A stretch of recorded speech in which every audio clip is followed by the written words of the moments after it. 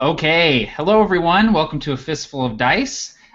This is going to be a Dungeons and Dragons 5th edition game on the Bloodstained Moon of Kror, which is a kind of savage sword and sorcery setting that I've been working on. It's a little bit Dark Sun, it's a little bit Hyperborea, it's a little bit Barsoom. It's just a lot of crazy heavy metal stuff that I've thrown into a little mini setting, and we're going to have some fun tonight killing some shit and just having some fun. So it's going to be a bit of a challenge for me. I've never run a game like this before, so I'm looking forward to keeping track of food and water and ammunition and stuff like that. So I'm going to throw it to these guys and let them introduce themselves, talk briefly about their characters, and also talk a little bit about whatever the trinket is that they rolled for their character, because on Kror, things like trinkets hold even more significance because resources are rare, metal is pretty scarce. So first off, I'm going to throw it to Barker. Barker, why don't you introduce yourself, tell us about Gunner, and talk a little bit about his trinket. Cool. My name is Barker. I'm using this new headset instead of my mic. Let's see how that works today. I run the YouTube channel BeABetterGameMaster. I'm a quarter of AbsoluteTabletop.com.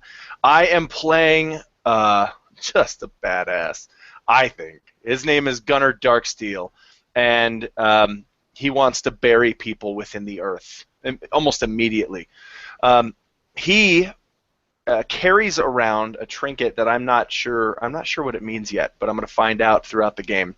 It's 6 wooden coins, just fake, worthless wooden coins, and so we'll figure out what that means. We'll have fun with that. But other than that, I'm super excited to play in a survival-oriented game, one where exposure can kill you just as much as a sword. That's super exciting for me. So, yeah, thanks for watching, and I hope you guys enjoy. Awesome, great. All right, Locrius, you're up next, buddy. What is going on, everybody? My name is Locrius. I play in the intergalactic rock band Planetoid. I'm so excited to be here. Matt, when you first posted those rules about Kror, it was like riding a roller coaster in the Black Sabbath amusement park. It's going to be so awesome. It's so brutal and amazing. And it was very difficult for me to figure out what kind of character I wanted to play. But after reading through the rules a lot, I ended up going with a sea strider, which are the elves of the world, named Malicor. And he's a wizard with a pirate background. And he used to be a corsair of the blistering seas, whereon they marauded and just did horrible things to people like pirates do. As many wizards do on Kror, they don't have spellbooks, so he's got tattoos all over his body, including badass fucking arcane facial tattoos. So yeah, he's probably gonna be pretty unapproachable like everybody in Kror, and I'm really excited to play this game. It's gonna be awesome. Awesome, dude. Oh wait, a trinket. I got a trinket too. Oh yeah, I almost forgot too. I was just gonna continue. Talk about your trinket, man. I forgot about that. So on the trinket table, I rolled that it would be an orb with a mechanical fish, but we agreed like a clockwork fish doesn't make any sense on Kror. So instead, there's a badass, gigantic reptilian eyeball that stares at anybody that looks at it. That's what we got. Awesome, man. All right, Nate, introduce yourself, talk a little bit about your character Ovik, and talk about your trinket as well, please. Yeah, so my name is Nate, and I run the channel WASD20, and I am playing a Cragman Barbarian. Cragman are the Kror version of Goliath, and so he is huge at about 7.5 feet tall, slender for his race, but Ovik is the son of a chieftain, or a kind of a battle chief, and but he has ventured out to make a name for himself, as is the Cragman way, to prove his own strength and to go out and slay enemies and beasts of all sorts. And so he has fallen in with this crew in order to increase his chances, perhaps, of doing that. He's got a slight reddish hue to his skin, as is not terribly uncommon on Kror, where the cragmen are sometimes hewn from the stone. The stone on Kror is red. So just a slight kind of grayish red tone to his skin. And he wields a giant cretish bone great axe. His trinket is a glass eye. So I don't know, Locrius, a little similar there maybe, but this is probably just a small humanoid eye, and I imagine it was a prize won by slaying someone in revenge. Awesome, man. Yeah, we have a trio of pretty awesome characters here. All right, so we're going to go ahead and get started, and I'm going to set the scene. The three of you have been traveling alone for the past 3 weeks. You're all members of a tribe of outcasts known as the Scattered Sons, all of them bastards and exiles and criminals, people who have been cast out from their respective societies and fallen in together, as it's a lot easier to survive the savage rigors of Kror together than it is on your own. You three are doing what's called dowsing, which means that your job is to travel 3-4 days ahead of the main tribe, leaving markers where you're going, looking for water and resources. You've been traveling now for 3 weeks, as I said. Your water skins are dry. So dry, in fact, that you've been walking for several days without water, and all of you are starting this game with 1 level of exhaustion. The world of Scion, the great moon of blue and green, hangs in the sky, massive on the horizon. The heat coming off the red sand shimmers the surface of this world, and you all look to it knowing that that is paradise, that is where you will go if you die a warrior's death on Kror. The black moon, the void moon, the moon that reflects no light, that only drinks it in, floats in front of Scion, like a blister, like a hole in the side of the world. You're walking in the Shattered Spine. It's a range of craggy, eroded mountains splitting the continent of Kror down the middle. It is a place of harsh survival, a place where water is even scarcer than it is in the Red Wastes. But you've come here seeking protection and shelter. You've come here to potentially stake a claim. You've come here to find a home for some of the Scattered Sons. The crags are like daggers, jutting into the soles of your feet. Your mouths are parched and dry. The weakness in your limbs is palpable, but you all grip your weapons. You all keep your gear close by, knowing that if you just keep walking, maybe there'll be some water along the next rise. The sun beats down on you, unfettered by clouds or the shade of trees, rising up off the rock in shimmering waves. Sweat just pours down. It beats unceasingly on your backs and on your faces. And as you're dragging your beleaguered bodies across the crags, you see in front of you a basin. In this basin, you see some dead trees, some black rocks, some massive bones bleached in the sun poke out from the red soil. But the thing that catches all of your attention is the tiny pond. Little more than a puddle of stagnant water. But to you three, its salvation, its survival, its life. But you also notice that you are not alone looking into this basin. You see that there are 3 cragmen sitting around a fire. You smell cooked meat. It wafts on the hot, arid breeze, reaching your nose, making your water salivate. These cragmen have their backs to you, and it looks like they also have a human slave with them, who they're ordering around, and you see one of the cragmen kick the slave to the ground as he orders him to go get something. They have not noticed the 3 of you. What would you like to do?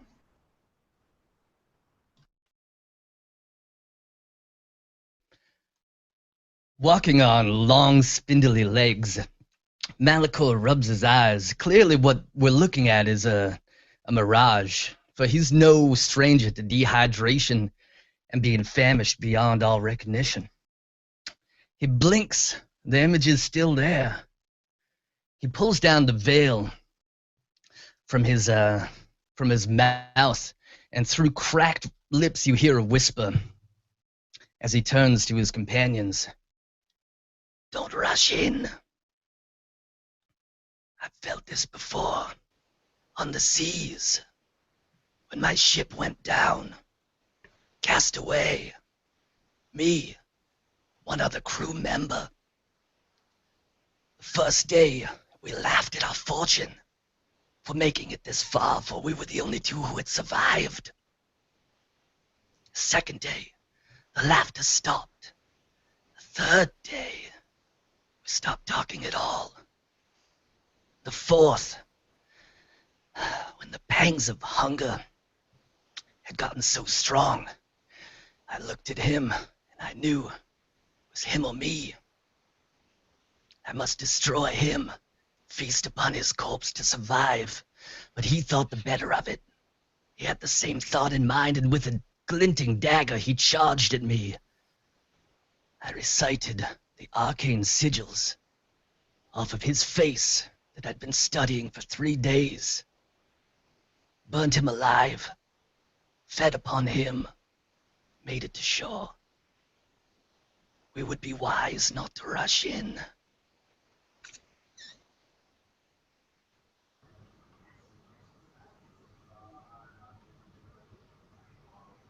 Gunner's sword kind of glistens in Scion's light, and he's playing with this wooden chip just in his hand, not casually but nervously, and he's listening to Malachor's story, and all he hears throughout the bloodshed, the drama, the mutual respect that these 2 combatants must have shared with each other, as they knew in that one instant that one of them had to die so the other might live. All he heard was fair economics. That just makes sense to him. And the entire time he's listening, he's using small little trinkets of words like, yeah, or okay, as if to say, go on, get to the point. And he doesn't quite understand what the point is, but that last line, don't rush in, makes him kind of put that sword a little bit back into its hip. It's raveled around his waist, not inside of any scabbard. It looks like a black gladius of steel. A very rare substance indeed in Kror. After you. And Ovik has immediately upon seeing this, as they kind of rise up and see this basin, would have tensed and his hand immediately gone to his axe at his belt. And every kind of muscle and sinew just flexing and tensing. But Malachor has calmed him down, and the kind of fierce eyes have listened to reason, and I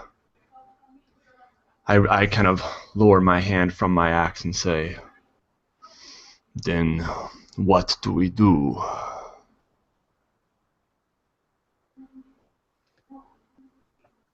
Malachor hears your words, and you see that, judged by his expression and lack of response, that he's asking himself the same question.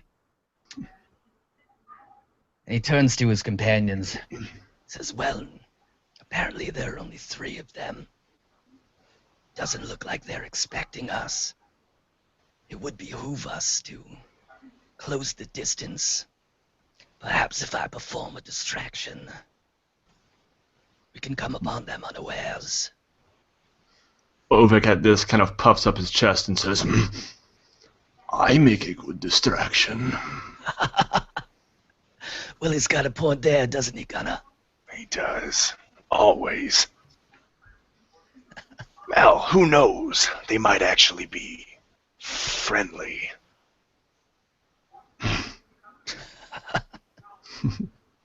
All the easier to slay. How about this? Let's try this first. Maybe we can make another fair economic exchange. And Gunnar pulls out his wooden coins, and he actually starts moving forward toward the 3 and their slave. I'm sorry, are there 3 and then a slave? 4 total? Yeah, so there's 3 cragmen and 1 human slave. Excellent. So he moves forward toward those people, towards the 3, and kind of expecting the others to perhaps follow along behind them.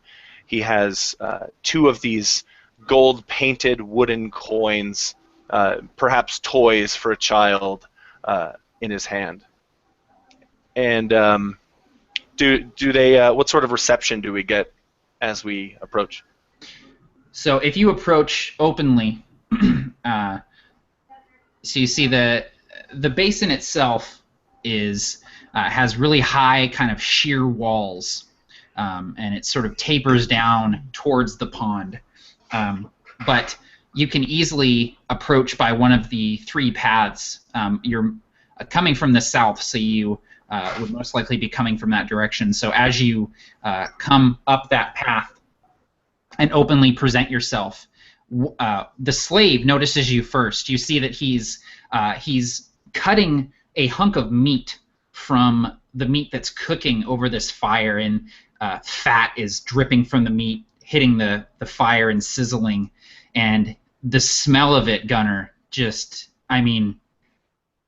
just makes sure, if you could salivate, if you had any moisture left in your body, you would absolutely be salivating. You haven't had cooked meat in probably months at this point.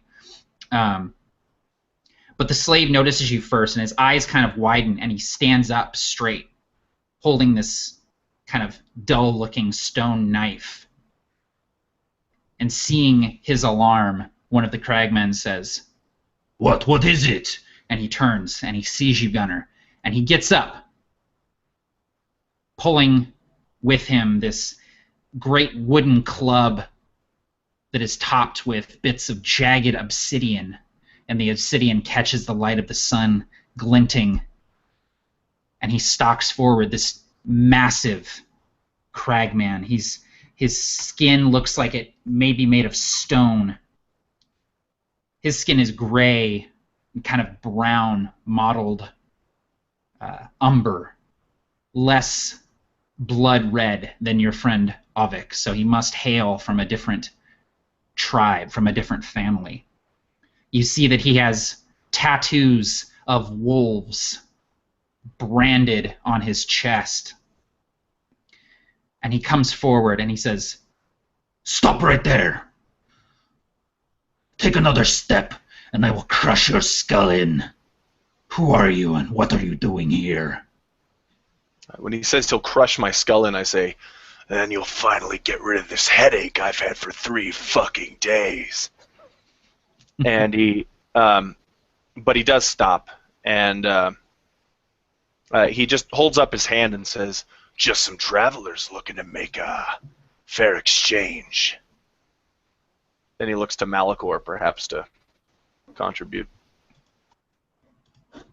What have you got there, cragmen? What have you found? Crawling about, scampering between the crags. Malachor motions to the slave that he's got in tow.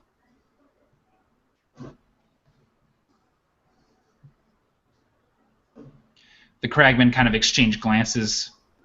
The one in the lead with the tattoos says, "We're not looking to make any exchanges. You must move on."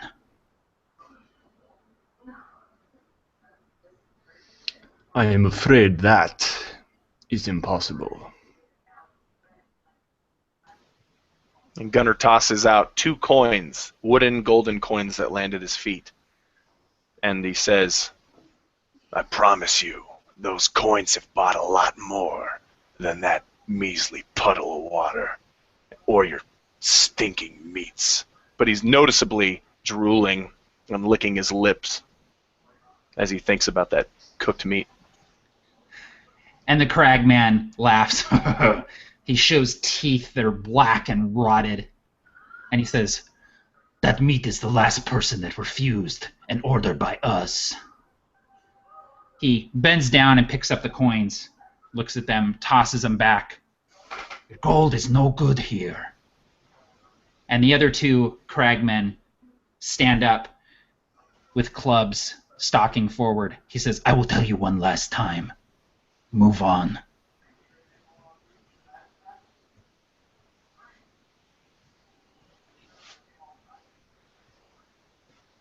Gunnar draws his sword halfway out of his this almost like a crimson, just tattered cloth that's around his waist, and he looks to his companions and says, "Shall we issue some swift vengeance for the poor chap that sits above the fire?"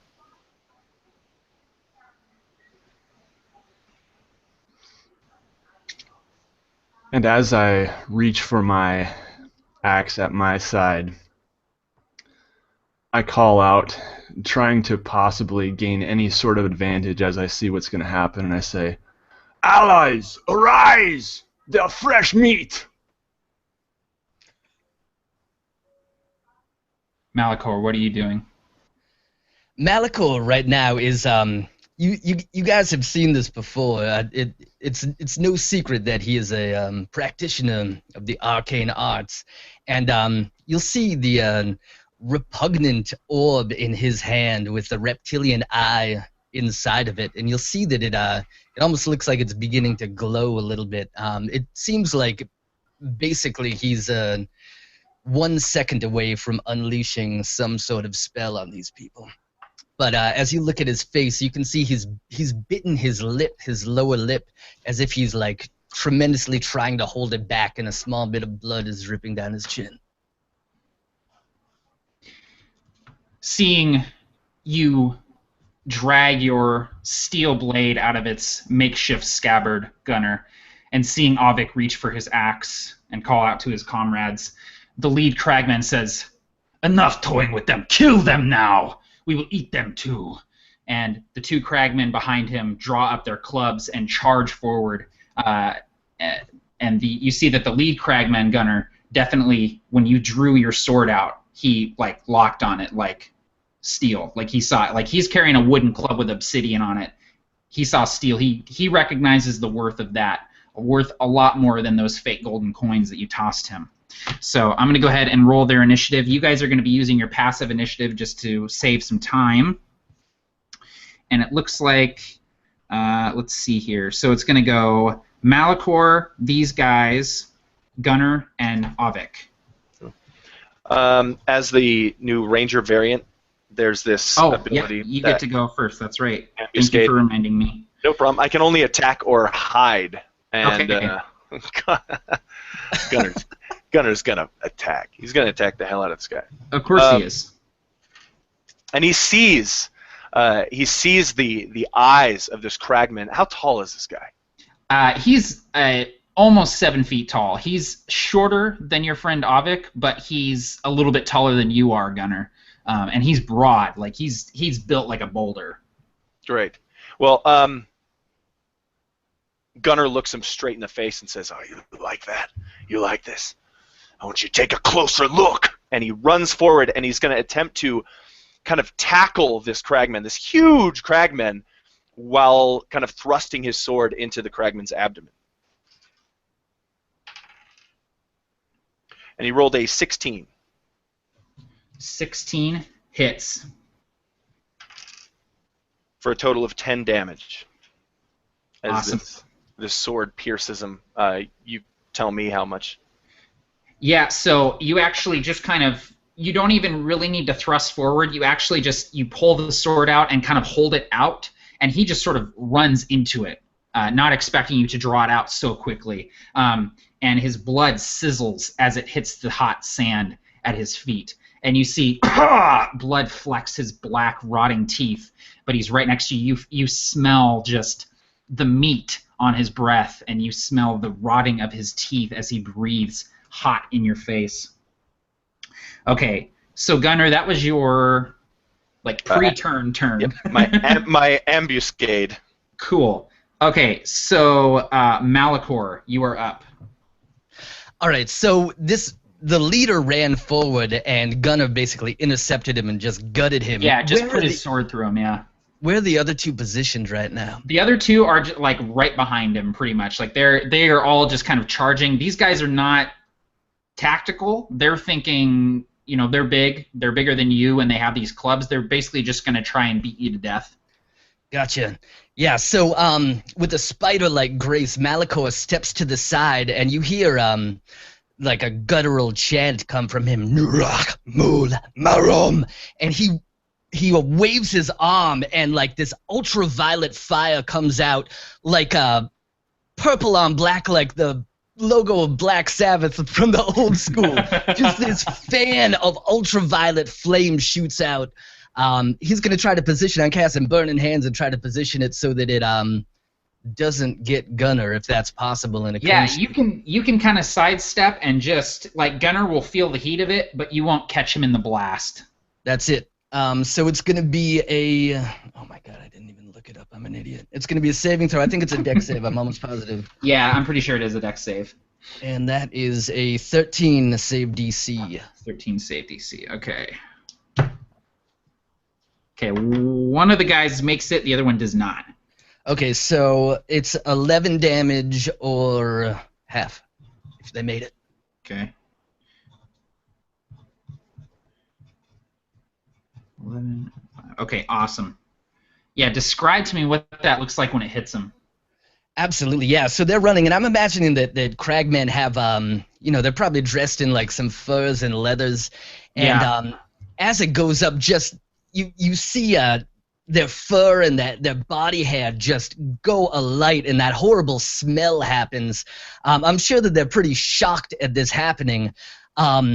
There's a searing pain, and you smell like the burning of flesh, and he turns to them and says, "Tonight we dine on wolf." Awesome. All right. It's this guy's, the cragmen's turn.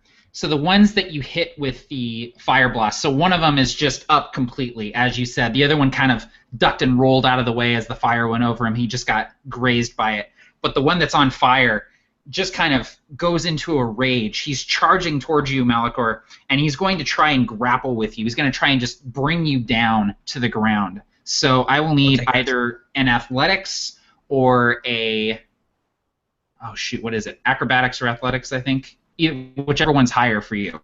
Okay. Well, I'm proficient in athletics, but ironically, acrobatics is highest. Okay. Let's see. What do we got? Oh, that's a 2 on the die for a total of 6. So this guy just comes over to you, and he's on fire.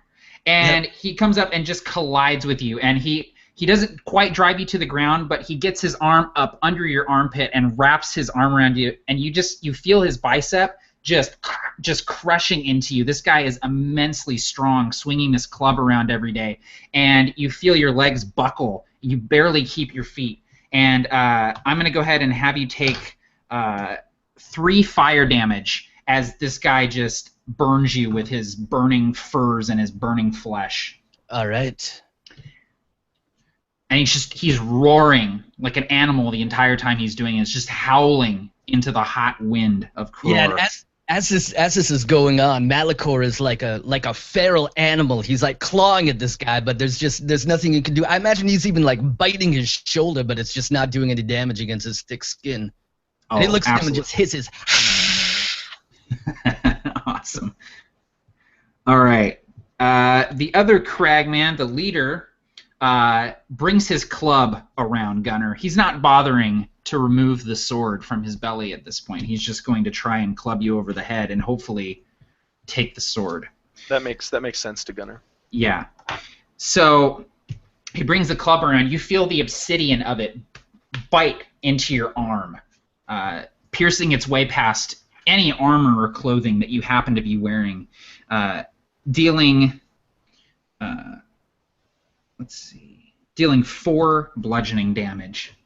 Yeah, this leather armor that Gunner is wearing is just patchwork. I mean, Yeah. And this part just kind of falls off some, portion of a pauldron of some long lost stupid knight that messed with Gunner's Darksteel. So, but it's gone into the dirt forever now. It takes the damage. And that you see blood kind of pouring from the puncture marks in that armor as well, from those obsidian sort of shards on the end of this club. Great. All right. And the third cragman is going to run to his leader. So he's also going to attack you, Gunner, sweeping with his club. But you actually manage to kind of maneuver in a way that the club just swings over your head as this cragman takes a clumsy swing. And you see that this guy has like blisters on his arm from where Malachor's spell just kind of washed over him as he barely ducked out of the way. Awesome. Okay, and that brings us to you, Gunner. Okay, Gunner is going to take this guy to ground. So he's going to try to bring this fight with this larger person onto the red sands of Kror. Okay. So, would that be an athletics check for me? That would be athletics, yes. Like a competition for him? I don't know. Okay, Yeah, so he would also roll his athletics. he has to beat an 18. He has to beat an 18? Yeah, well, I rolled an 18, so I assume. Yeah. Okay, he got he got 17. So you bring him down to the ground with your sword still inside of him. Awesome. Yeah, and the sword kind of pierces through, and the tip through the back of this cragman into the red sands of Kror. And spit and dust is flying around everywhere. One of us has to die. Exactly. Awesome, dude. All right. Avik, let's see what you got. Oh, you're muted. So I'm gonna run to the one that is now on top of Malachor, I assume. Yeah, the burning guy.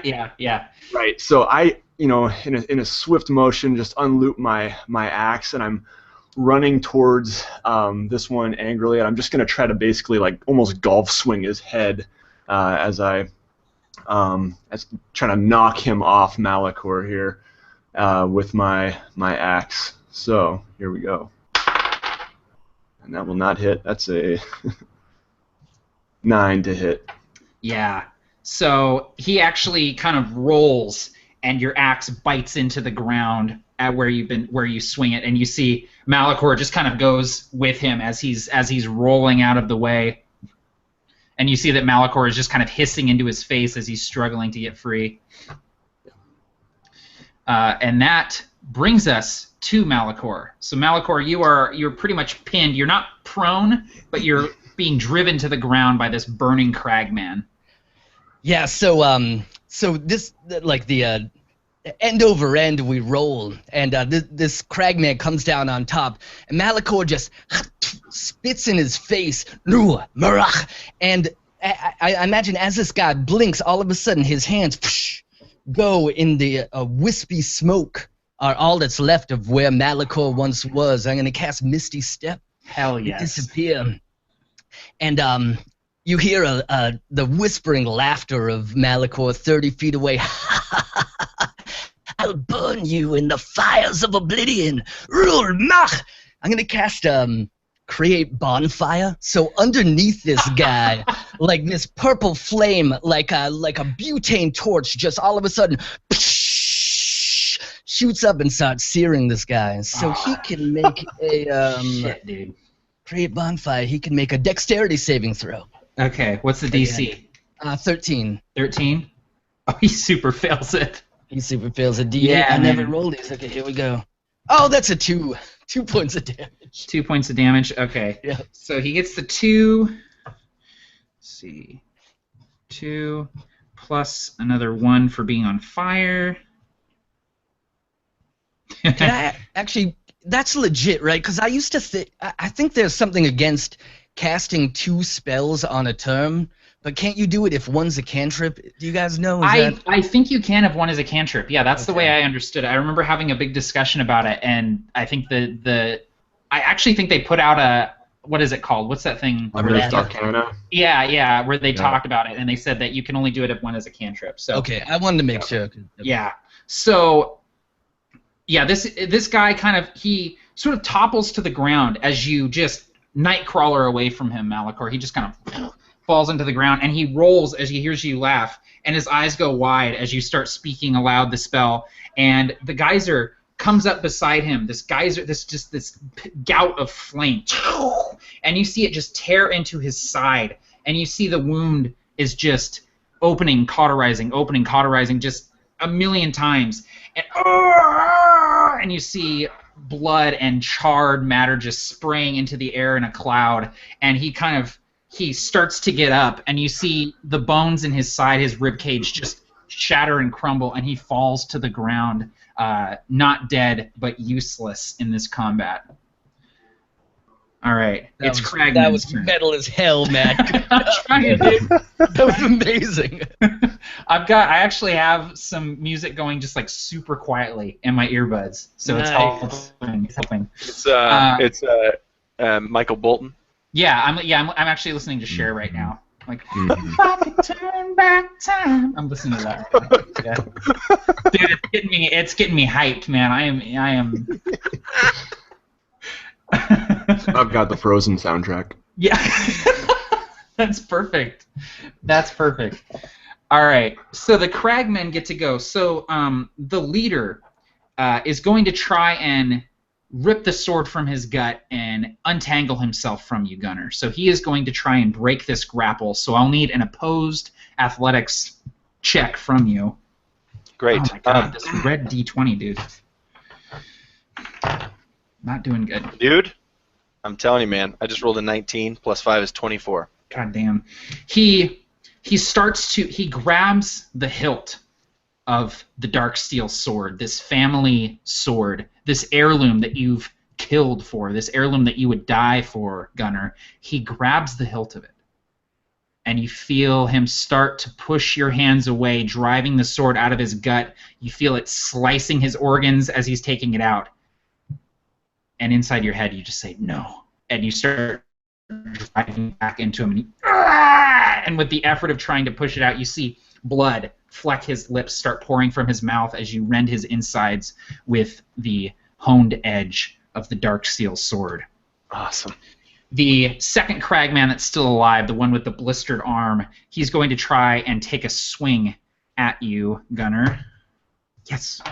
And he does so, striking you for 5 bludgeoning damage. You feel a club hit you on the back. You feel something crack in your back as this giant club wielded by a boulder of a man collides with your spine.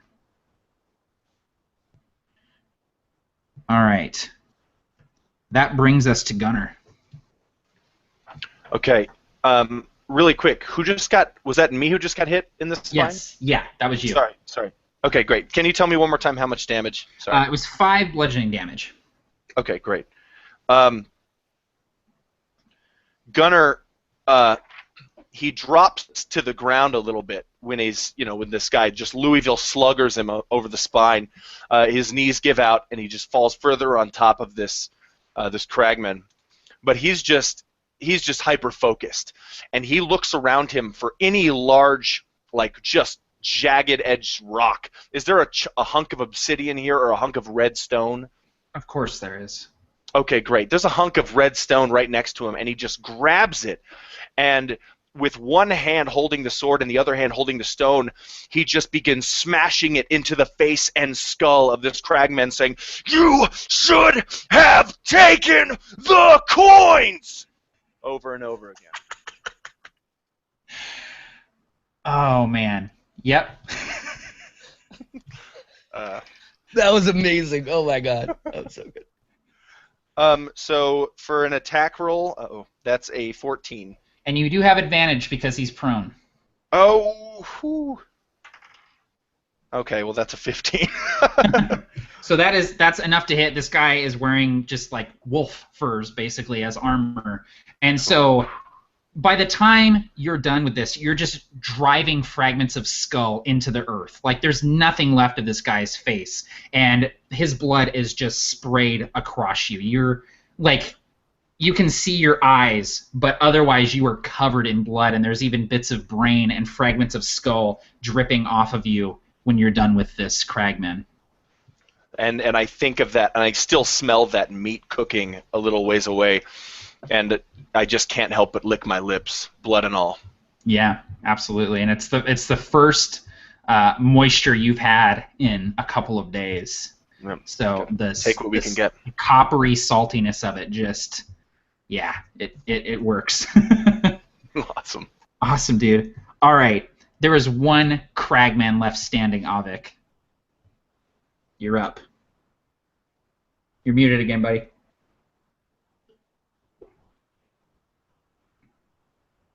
Fine. Sorry. Couldn't even find the unmute button. Jeez.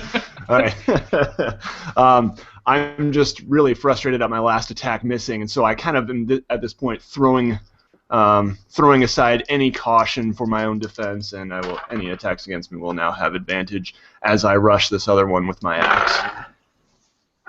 And that is a 22 to hit. Dude, absolutely.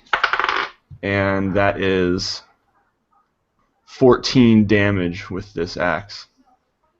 Holy crap. Dude, describe to me how you finish off this cragman. He's actually, as you charge towards him, he's actually turning to run because he sees Gunnar just on top of his leader, just bashing his head in with a rock. And as he realizes he's the only one left, he's starting to turn and run. So describe to me how you kill him.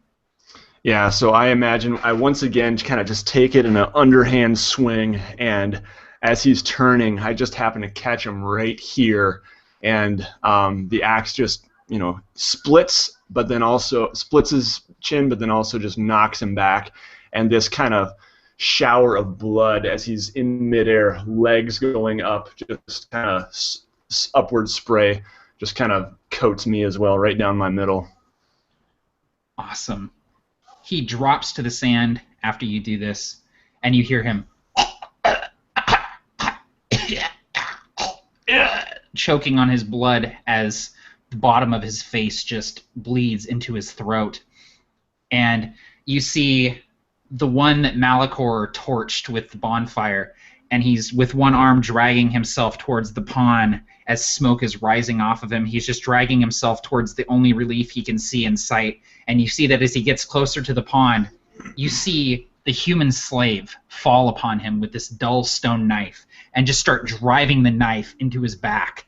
And you see that after the second or third stab, this cragman is dead, but the slave just keeps stabbing this knife into him 15, 20, 25 times. I think you got him. And as the one, is kind of gurgling in front of me, I kneel down and I just say, "It is a shame it came to this, brother. But you return to the stone now.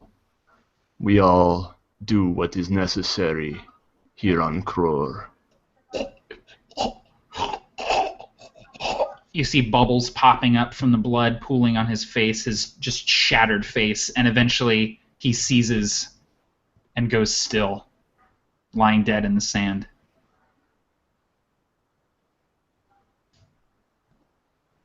Gunnar, you are on top of the leader of the cragmen. His head is a ruin now, and you're holding this rock with brain coating it. Gunnar stands up, just a little exasperated, pops his back, looks to the sky, chucks the rock a few yards away, pulls his sword swiftly out of the body, whips it a little to the ground, flakes of blood just spatter off in a streak across the red sand. He looks to the slave on the left, the former slave now, just stabbing this one of his former masters, and he tries to get his attention and says, "Hey, do you know how to wrap this wound before it festers?" The slave is, as I said, a human man. He's very large, very well-muscled. You see that there are scars just covering his body from that look like lashes, that look like stabs. It looks like he has been horrifically mistreated. His hair is long and matted. His beard is kind of untamed and scraggly, sticking out in all directions. He looks like he may be, maybe in his early 20s, but he looks much older from all of the time spent out in the sun. His skin is tanned and leathery. And he's standing there over the cragman with this stone knife, dripping blood. And he looks up at you, Gunnar, as you say this. He just shakes his head. I figured not. Then how about you just get me some meat? He looks to one of the paths leading away from the basin. Looks back to the three of you. Speak. You know something. Spill it. They will. More will come. More will come for you. It's better that we're not hungry when they get here. Malachor is walked over to the water, and he splashes it on his face, and takes a big sip of it and begins filling up his water skins. He turns back to the thrall. How many? How many are there? As you're splashing the water and you start filling your water skins, Malachor, the slave kind of holds out hand. No. Must be boiled first. Bad water. Bad water. And he points to the meat cooking over the fire. He drank. Bad water. I take your point. And he kind of drops the knife on the ground and rushes over to the fire, and you see that there's a basin, a stone basin sitting there next to the fire, and he touches it to see how hot it is, finds some cloth, pulls it away from the fire and points to it. Good water. Good water. You drink this. So to clarify, Matt, this water has been boiling over the fire, maybe, or? Yeah, it looks like he's boiled it to make it drinkable. Yeah. Gotcha. And you all are pretty familiar with this. The fact that oftentimes when you find water in the desert, you can't just walk up and drink it because it's usually groundwater that's been seeping up and sitting in the sun, just collecting all sorts of gross shit. I would immediately go over to the water and kind of cup my hands in it and start drinking. Just as much as I can gulp. Yeah, and I mean the water is hot. Like as you dip your hands into it, you feel like it's just below that boiling point, but you don't even care. You're drinking it. You're burning your tongue. You feel it burning your mouth and burning your throat, but you don't even care as it goes in your mouth and goes down your throat. You just feel the sand wash down. You feel the dryness, and you feel strength in your limbs again, and you lose that level of exhaustion that you had going into this fight. Awesome. Come, come, friends. Let us eat. Let us drink. Gunnar will place a coin on the corpse of the cragman, and now he has 5 left. He puts them in his pocket and moves over to the water and does that very thing. Rinses his hands off in the more putrid water, dries them off on his leggings, cups some water into his mouth. You also lose that level of exhaustion as you drink your first water in a couple of days.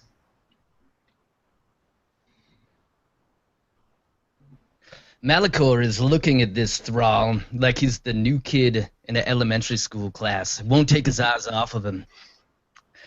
Just because this is Kror, and obviously he was a slave, but you never know. And he's going to, he's leering into him. You got a name? You whore. What the hell did you just call me? You whore, my name. You whore. What's your name? Who the hell gave you that name? That is what cragmen call me. Is that not a name?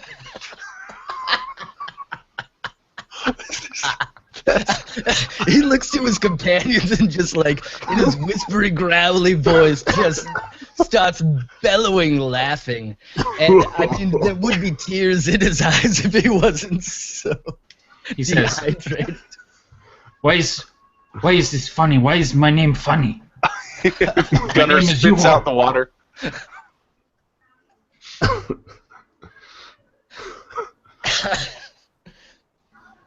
We're going to have to come up with a better name than that for you from now on. I don't think I can say that multiple times a day. Alright, but in all seriousness, there's more of these cragmen, isn't that right, you whore? He just busts out laughing again.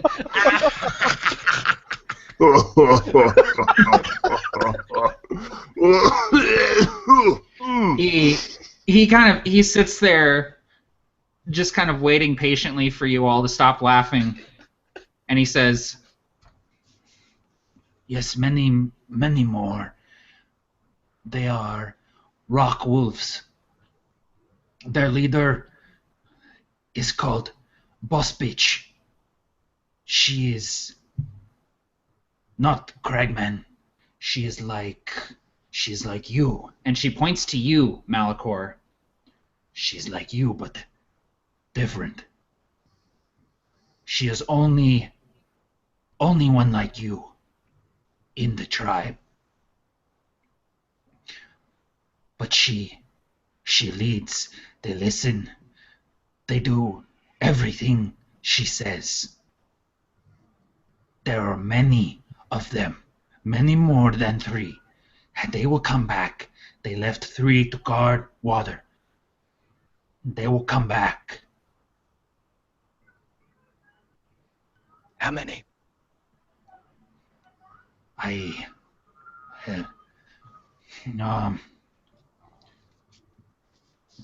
He points to the 3. Those 10 times plus 10 times more. 300. 10 times, 10 times. He kind of looks like, I don't know. That sounds like a number, sure. This is clearly someone who's been a slave his entire life and not treated very well or spoken to very much. Yeah, Malachor holds up his hand as if to say, "It's all right. You don't have to try to do any calculations." As he does so, he starts unwrapping. He's got his clothing is basically strips of leather wrapped around his skin tightly, and he pulls it, starts unwrapping it, and he's got arcane sigils just tattooed all over him. When you say she's like me, she looks like me. She commands the powers of fire like I do. No. She has marks She cannot do what you did to these cragmen. She cannot do that. She has a hammer, metal, more metal than anyone else. More metal than you. He points at Gunnar. More metal than you. He points at Avik. She took it from old chieftain. Gunnar stretches his back. She strangled him when she slave. You telling me a sea strider lady strangled a cragman to death? With bare hands. It's not something you see every day. Gunnar interjects. And he kind of has a look like, actually, it is kind of something I see pretty much every day. Yeah. And Gunnar says, let's clear something up right now. Nobody's more metal than us.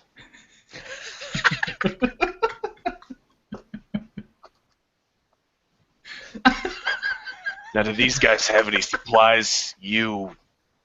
Just you. Do these guys have any supplies? The guys that you just killed?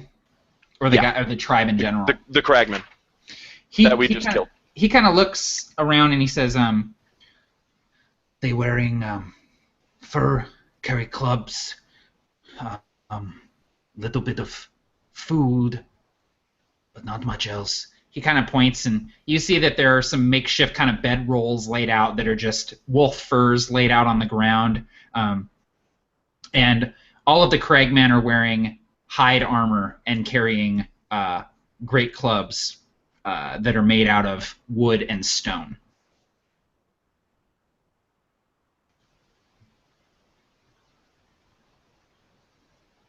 How many more like you? How many more Thrall?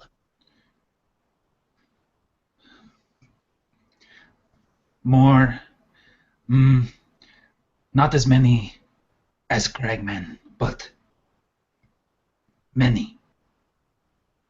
They do not let us fight. They do not teach us how, because Boss Bitch knows if you teach a slave to fight, then the slave will fight you. That is what she did.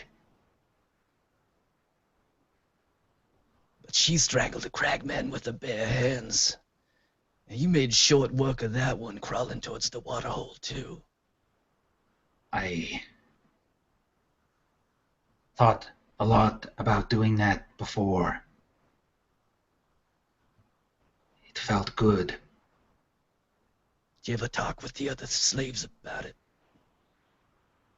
Sometimes they keep us apart, put us in different pens with the wolves. We don't get much chance to talk. Boss Bitch knows how it is being thrall because she was slave too. So she makes it so we cannot talk, so we cannot learn. So we just serve. Which direction will they come from? They went to the Vale of Carcass. They will come from that direction. And he points off to the west.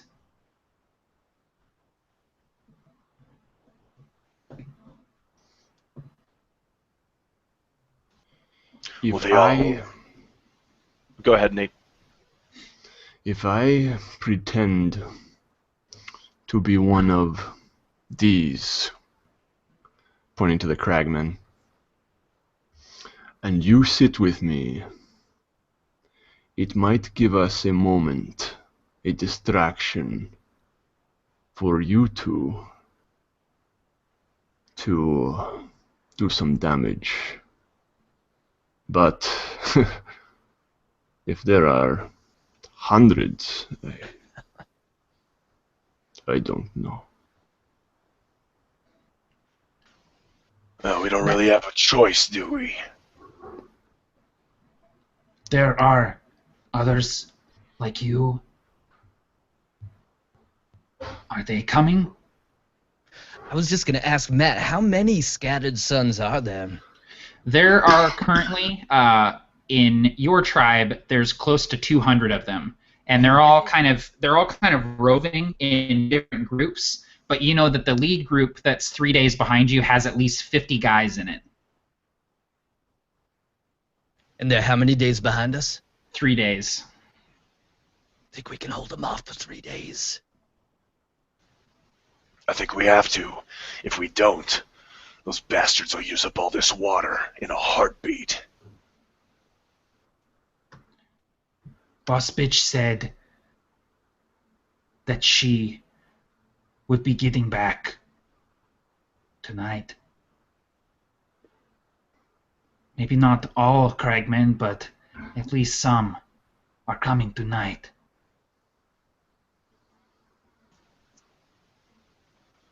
Gunnar will look at Ovik and say, "Hey, big man, that was a good idea you had. Maybe set up some sort of trap or ambush for him." Now, I've never done something like this before, but what do you think we set up these 3 bodies that we've already, messed up a bit? Set them up around the makeshift campfire. Set you whore up by the campfire to maybe make it look like these 3 are still camping out here. All while we kind of hide over in that. And he points to this. Are these dead trees across the pond? Yeah, so I'm bringing the map up now on my screen. So Cool. There's the pond. There's a small copse of dead trees. There's a patch of obsidian. There's some long grass over there where it says spook shrub. And there's actually bones sticking out of the ground, and you all recognize it as a kredish, which the kredish are these giant animals. They're like a cross between like an elephant and a rhinoceros. These big animals with huge tusks jutting out of their mouths, and their bones are used oftentimes to make weapons. Cool. So maybe we take cover inside this obsidian rock field. And when the axe comes walking through the passage, we chop its head off, make it useless. What do you think, Malachor? I think if we had 5 more men, dig a big old hole, fill it with shards of obsidian. I don't think we have time for that today. We could do both.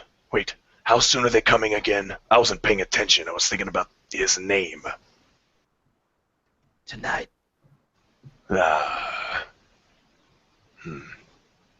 Maybe it'll be just a more of a scouting force. Coming here first, take them out, then dig your hole. Yeah, the way that the Scattered Suns do it is you don't move in a huge group because it attracts too much attention, and it also, if you ever come upon any sort of water or resources, it's hard to distribute it among so many people, and so you usually move in groups several days apart from each other. So you can't imagine that all 300 rock wolves are coming down the path all at once. Like it wouldn't make sense for them to move in such a huge group. I think subterfuge is the way to go. We should lure them in. After that, I think our first priority is to make sure none of them escape. Because one scout, they'll come all together.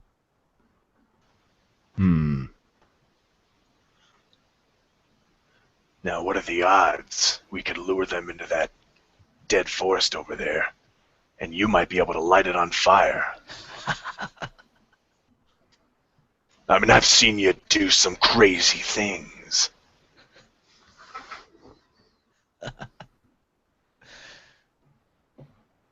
If we can get them to enter that, he can stand at the back end and slip out once the fire is started. It is a good idea. Matt, is the little like campfire right by the pond? Yeah, it's pretty much right on the banks of the pond. Okay. Yep.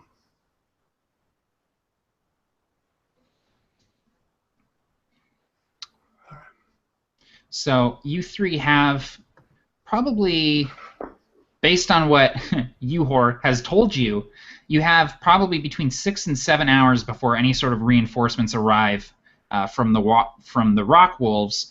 So I'll allow you to set up any sort of defenses, any sort of trap that you want to set up within a reasonable amount of time, and you'll have to make sure that you drink enough water and also take time to eat rations to keep up your strength, because you're going to be working pretty hard to do that.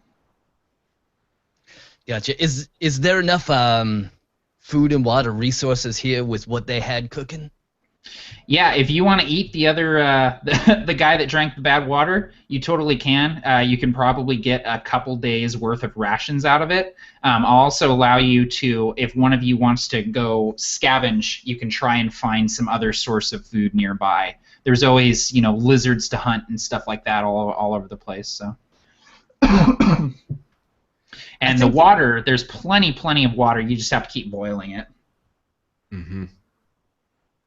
Yeah, so we would probably drink whatever is in this vessel, and then immediately I would probably go to refill it and put it over the fire again. Get it boiling again, yeah. And you see that Uhor is keeping the fire going. He has a small pile of dried wood from the dead wood to the north, and he keeps piling it on the fire. Mm-hmm. At some point while Uhor is doing that, I think behind him he'd hear a psst, and as he turns around, Malachor would throw him one of the great clubs that the cragmen were using. Is that what they had, great clubs? Yeah, and he sort of barely gets his arms up to catch it, and he gets it, looks down at it, sees the blood on the obsidian from bashing you guys with it, and he kind of holds it up, gives it a few test swings, and you see, this guy is huge. He's not eating well as a slave, but he just, every day is just constant manual labor. You see the muscles in his back and his arms just flex as he's swinging his club, and he nods to you, and he says, maybe after, if I help, maybe I come serve your tribe. No one serves our tribe with the scattered sons. Scattered? I do not know what that is. I only know rock wolves. Now take it this way. If we survive these days until our friends get here, you're a free man. Free man? That means you get to choose your own name. I don't have to be Uhor anymore. Starting in 4 days.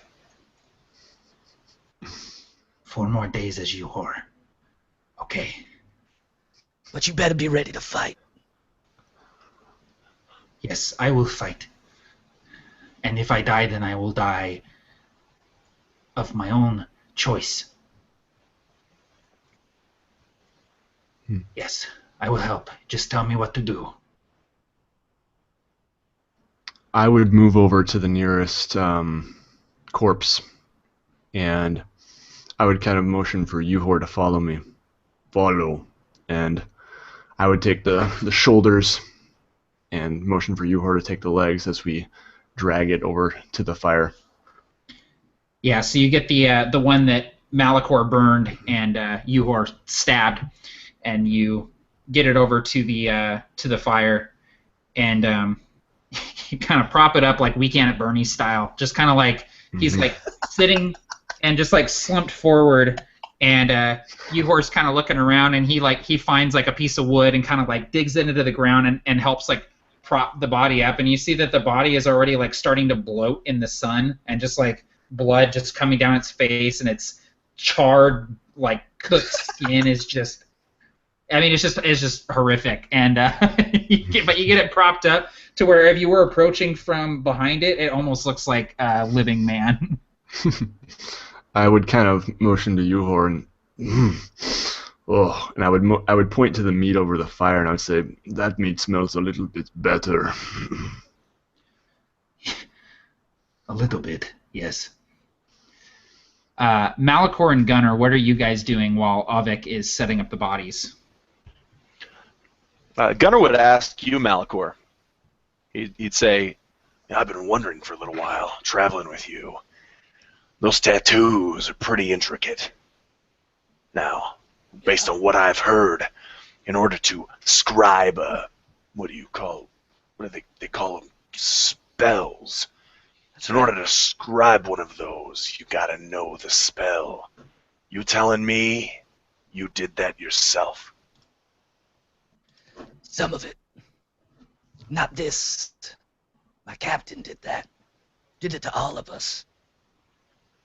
Sort of a way of keeping us in line. But yeah, I learned how to do it. These ones I did. and what do they look like? They're like sort of like almost a little bit like Arabic writing. They're like curved, and there's a lot of curves and hooks on them, and it's tattooed with a black ink that's like shadow black. It's like blacker than black on his like gray. He's very pale skinned, even from the sun. His skin is very much gray. And actually, probably as this is going on, we're probably like talking as we're eating. And Malachor is going to he's got a little tankard, like a beat up tankard, and he's put some ash in there, some charcoal, and you hear he's grinding it, and he mixes it with water, and he rubs it across his eyes like this, and puts a black streak of war paint across his eyes, and starts rubbing it on his body like in goddamn Conan the Barbarian. That's exactly what I was thinking, man. Dipping the two fingers into the bowl. That's it. That's what's going on right now. That's awesome, man. And he says, we got plenty of time to talk about my witch marks another time. We got to worry about defending this area. Let's take a walk. See what we can use to our advantage. I like the idea of luring them in there, burning them up. I'd like to take a better look at the passage that they're coming from. See if there's anything. Maybe we could make a rock slide fall down behind them so they can't escape. Gunnar stands up. He had stuck his gladius into the dirt next to him, and he pulls it, kind of slips it in the slip, and he says, "Well, after you." All right, yeah. So with a belly full of food and water coursing through his veins like it hasn't in days, you know, he's reinvigorated, and he jumps up with a spring in his step, and no time like the present. I think we're just going to take a walk around the entire place and look at all of the natural stuff that they have, walk underneath the bones of the Kredish, see if any of those are harvestable, and just see what nature has to offer. Absolutely. And by the time you finish eating and get up to do this, you see that Ovik and Uhor have set up at least two of the bodies, but then they get to the third one, and it's basically his body just ends at the neck. It's just like strips of skin and like bits of bone where Gunnar has bashed this thing's head in, and they kind of set it up, and Uhor's like, just wrap him up in the bedroll. Put him to sleep. Wrap him up under the bedroll. Okay. And he puts him under the fur, and kind of you see him like kind of tucking him in, like getting the fur underneath him, and he kind of stands back, and you can see his feet sticking out from the bedroll, and Uhor kind of shrugs. Okay. Yes, that works. If they get close, they're not going to be able to. They're going to tell that it's fake. If nothing else, then from the smell. So Avik and Malachor and Gunnar, you three are going to take a walk around the basin. So I'm going to bring up the map again here, and where Which are you is guys? badass, by the way. Yeah, I drew this map, and then Tim Carney was like, "Dude, send that to me." So I sent it to him in an email, and like 2 hours later, he's like, "How does this look?" And I'm like, "Dude." Yeah, he killed it, man. That's straight up Frank Frazetta. I love that. Man, color he does palette, man. Beautiful work, man. Oh, he really does. He really does. Yep. It's amazing. And I mean, a lot of these mapping techniques, these are Nate Vanderzee mapping techniques all over the place on this map. So, speaking That's of which, right. Nate, I know this is totally off topic, but I would love to see a mapping video from you on non-world maps, like small location maps like this. I think would be really awesome. Okay, anyway, which You should seriously. which location are you guys gonna go check out first? Anything Let's- labeled? We'll start walking through the dead wood. Through the Deadwood? Absolutely. So the Deadwood is, like I said, it's this small copse of trees, and there's no vegetation on these trees. They have long ago died, and most of them are toppling over or in the process of falling over. They're white, pure white, bleached in the sun. Their bark is cracking. Most of the bark has fallen off. The roots are like skeletal fingers just kind of creeping up through the dirt looking for water anywhere. You see the roots kind of going towards the pond, but there's not enough water anywhere for these trees to drink, and they've just died under the hot sun of Kror. When you get close, as you're walking through the trees, Malachor, you notice something in the white wood grain of one of these trees. It catches your attention, stops you up short. You see what looks like a face. Just for a second, just two eyes and a nose and a mouth. Just a really pleasing, almost elven-looking face. But as you turn to look, it's gone. What on this red hell was that? Did you see that? There's a face peering out at us. Where? I saw nothing. It's gone now. So Maybe there was something in that food.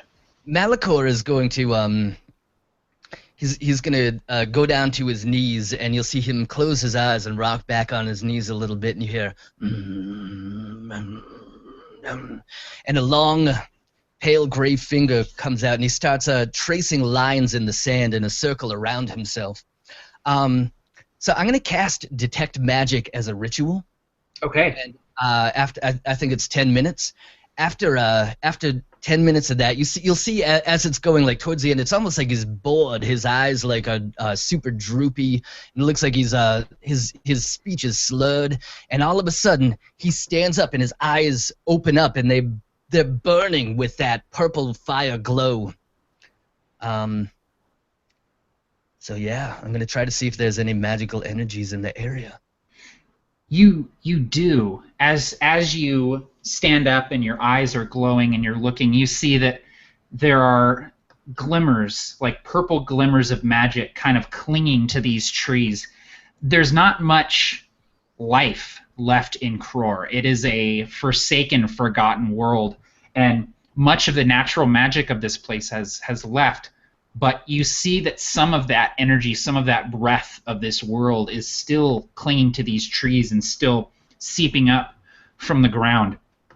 And as you're looking, the face appears again to you, Malachor, and you see the purple energy manifests itself. It starts taking humanoid form, and you feel safe as this purple light kind of becomes a hand reaching out towards you, and you see that elven-looking face again reaching out towards you.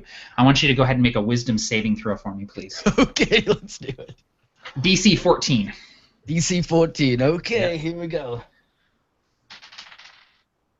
Oh, that's a 15 on the die. We made it. Awesome. So this hand is reaching out to you, and you kind of blink and shake your head, and you see, and Avik and Gunnar, you see this at the same time. You see that there's a gnarled, almost skeletal-looking hand coming out of the bark and reaching towards you, Malachor, and it's almost to your face as you realize it's trying to entrance you. That's all it takes. No.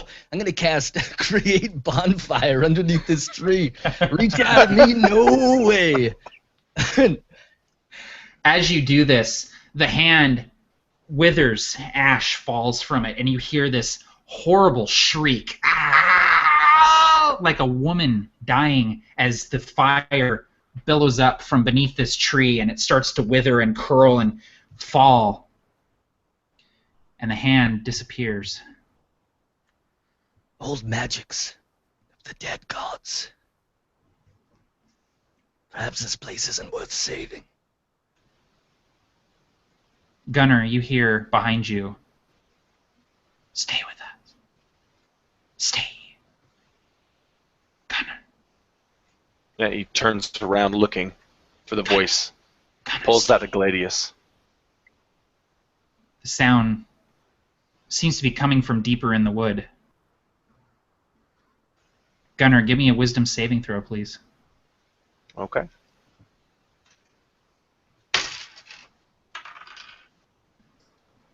Ten. Gunnar, as you turn, Malachor and Avik are looking at this tree as it starts to burn, and you turn at this voice. Gunnar, you see a beautiful woman walking towards you. She appears out of the haze of the soil. Her skin is blood red, like the soils of Kror, but her skin is soft. It's not marred. It's not scarred like the rest of this planet. And you see that she's wearing this gossamer fabric, basically a sheet, a blanket wrapped around her, and you see the curve of her body, the shape of her underneath this, and she's walking towards you, and this gossamer silk is just flowing in the wind. She reaches out a hand towards you, and she says, "Gunnar, you've come. Stay with me here. It is safe here. You can finally rest your head, Gunnar." And Gunnar says, I've only got 5 wooden coins. She says,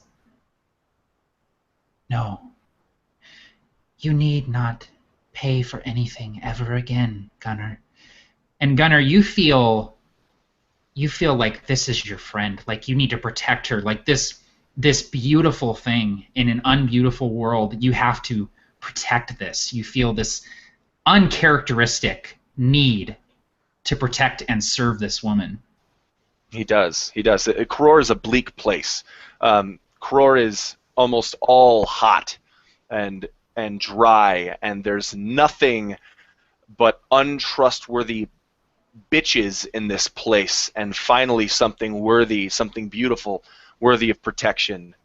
And he takes his gladius and he begins walking towards her direction, and he kind of sheathes it as if, I'll use this another day to protect something greater than myself. Malachor and Avik, you both see Gunnar turn and start to walk deeper into the deadwood. Avik, did he just say 5 gold coins? I've never heard him offer more than 3. Get him out of here! Where are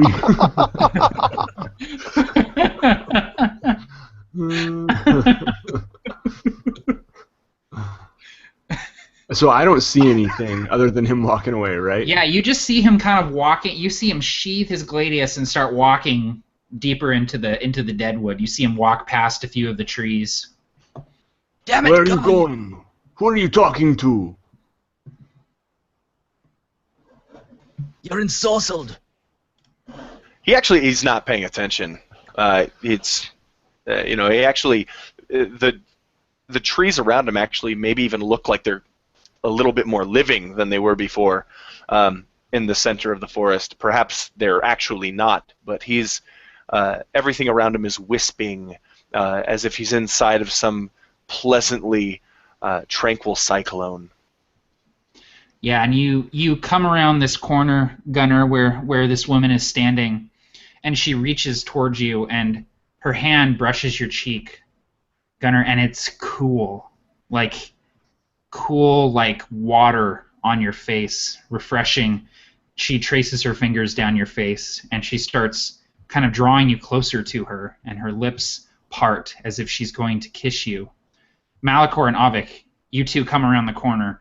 You see it looks like a woman, this humanoid shape coming out of this dead tree, skeletal, withered, her skin cracked, like the dead trees around her. Her face is skeletal and gaunt, where her eyes are just hollow sockets. And you see Gunnar, her hand is on his face, pulling her towards, and you see that Gunnar is getting pulled towards her into this tree. What do the two of you do? Malicor's hands both light up with just an inferno of fire, and he hisses at the tree creature, and he says, "Let him go, or I will burn you and all of your sisters to the ground, you bark-skinned bitch." She turns. She says, "He is mine." And from beneath you, Avik and Malicor, white, gnarled roots reach up like skeletal hands, grabbing at you, tearing at your ankles. I need you both to make a... let's see here. We need a strength saving throw. The DC is 14 from both of you. Come on, big money. Come on, guys, don't let me be a tree. That's a 15 on the die. I Awesome. have a 0. You two easily break apart these roots that are reaching up and grabbing you. You just kind of don't let them grab onto you. You pull your legs away from it as she's trying to entangle you. She's pulling Gunnar towards her, and as you shout to her, she looks at you, Gunnar, and she says, and you just see her as this beautiful, almost elven, this surreal-looking woman. "They're going to try and take you away from me, Gunnar. You must stop them." Wait, who? Where? "Your friends, Gunnar. They are not your friends anymore. They're not my friends. You must protect me, Gunnar." That must protect you. And Gunnar will re-unsheath his gladius and turn around, facing his companions. Awesome. "It's a trick, you imbecile! Pull yourself together!" Now, Malicor, you are up first in initiative order. So, we're... Wait, really quick, actually, I do have a... Oh, yeah. You have Sorry, that guys. ranger thing. Do it. Sorry, guys. Oh, man, I'm being that guy. Especially when it's PvP time. Who's closest to him? I'll Malicor. let the two of them decide. Well, I was gonna say I was getting ready to like just charge and probably try to knock them both over, put my shoulder down. Yeah, so Avik is probably closer to you, Gunnar. He's already moving towards you. Avik, Gunnar sees you in a new light, as if he's been deceived this entire time, and he sees who you really are, a deceiver, a violator of such a beautiful place. And the gladius is gripped so tightly in Gunnar's right hand that his nails have dug into the bottom of the palm, and blood actually begins to trickle out as he charges towards you, gladius in hand, swinging over the top in an attempt to hit. That's a 3. And I'm assuming when I add 5 to that, it won't matter. No, I think... No, it does not. No. Not even a little bit. Great. So tell me how stupid I look. Well, I imagine your sword just kind of... yeah, I imagine I just kind of sidestep, actually. I just sidestep as I'm charging. Awesome. Gunnar's drunk in the love of his new wife. Yeah. And as you stab forward, Gunnar, and clumsily miss Avik, you hear your beloved behind you say, "Mediocre, Gunnar, mediocre." All right, Malicor, you're up. So I want to make sure that any of the... is what she's saying audible to us also? Yeah, you can hear everything that she's saying to Gunnar, but it's in this just horrible voice, like dry leaves just scraping along the ground, just like raspy whispering, "Your friends are not your friends, Gunnar." Damn it, Gunnar, pull yourself together. And again, he's going to reach out, and a thin circle of ultraviolet light appears underneath her, and then a gout of flame shoots upward So I'm going to create a bonfire underneath this one. Awesome. The tree goes up instantly. Okay. And you see her kind of pull back into the tree, and Gunnar, you hear your beloved shrieking behind you, and as you turn, you see her engulfed in flame.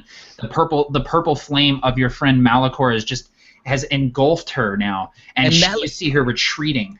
Malachor turns to Gunnar. He's like, "That's right, your beloved shall burn in the fires of oblivion thanks to me. Come and get me if you can." And I'm going to take my move action to move out of the trees as far as I can.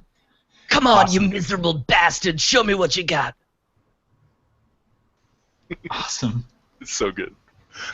Gunnar, you're up, dude. He hears the word mediocre just ringing in his ears, and he says, "I'll do better." And then he hears Malachor's insult, and Ovik, who's just standing amidst this once tranquil cyclone of impressionist painting space, is now kind of just being washed away in it, and all his focus goes to Malachor as he runs away from Ovik, which I would presume gives him an attack of opportunity, straight at Malachor, Gladius in hand. Yes, and you're also going to be moving through the roots that your beloved brought up from the ground, so I'm going to need a strength saving throw from you. Great. That is an 18. Okay, you feel the roots tugging. Sorry, 16. 16. Sorry. Cool. You feel the roots tugging at your feet, but you just trudge through it like you're not even aware of them. And yeah, cool. Ovik, you do get an opportunity attack against Gunnar if you would like to take it. What I would like to try to do, and this would probably be considered a grapple perhaps, but I actually unhook my axe, and as he is running towards Malachor, I am, I'm originally thinking I'm going to sidestep and I'm going to attack this creature, this hideous witch or whatever it is. Right. But now I'm going to, as he's running, I'm going to try to actually, no, you know what? I'm going to let him go. Yeah, I'm going to let him go. Okay, yeah, Yep. You just kind of sidestep out of the way, and he continues marching through those white roots that are coming up out of the ground. Mm-hmm. Okay, so Gunnar, you've used your movement. Do you want to dash to catch up to Malachor? Yes, I think he absolutely would. I think okay. he's in single mission focus right now, so yeah, he would. So he is right behind you now, Malachor, and it is Ovik's turn, actually. Right, and so at this point, I have my axe unhooked, and I just begin to kind of, as I'm left with this creature, I actually start to kind of pound my skull, and I just kind of, am working myself into a frenzy, and I take my axe, and I'm just going to hack at this creature. Awesome. And that will be a 18 to hit. Absolutely, yeah. She's kind of writhing in this tree as it's burning, and you slash with your axe, and you see most of her arm, just this brittle, dried wood, just kind of break and shatter apart as you swing at her. And I forgot, I get 2 attacks with the Berserker, so I actually got a 13 on my other one. I don't know if that hits, though. A 13 does not hit. Okay. As you attack with the second, you kind of bite into the bark of her, and it doesn't do any considerable damage as you have to yank your axe out from that thick bark. Okay. And that is abysmal. That will be 6 damage as my axe. Yeah, this kind of bone, this cretish bone axe, this white blade just kind of sticks in a little bit. Cool. Okay. That was Ovik. Now it's the female's turn.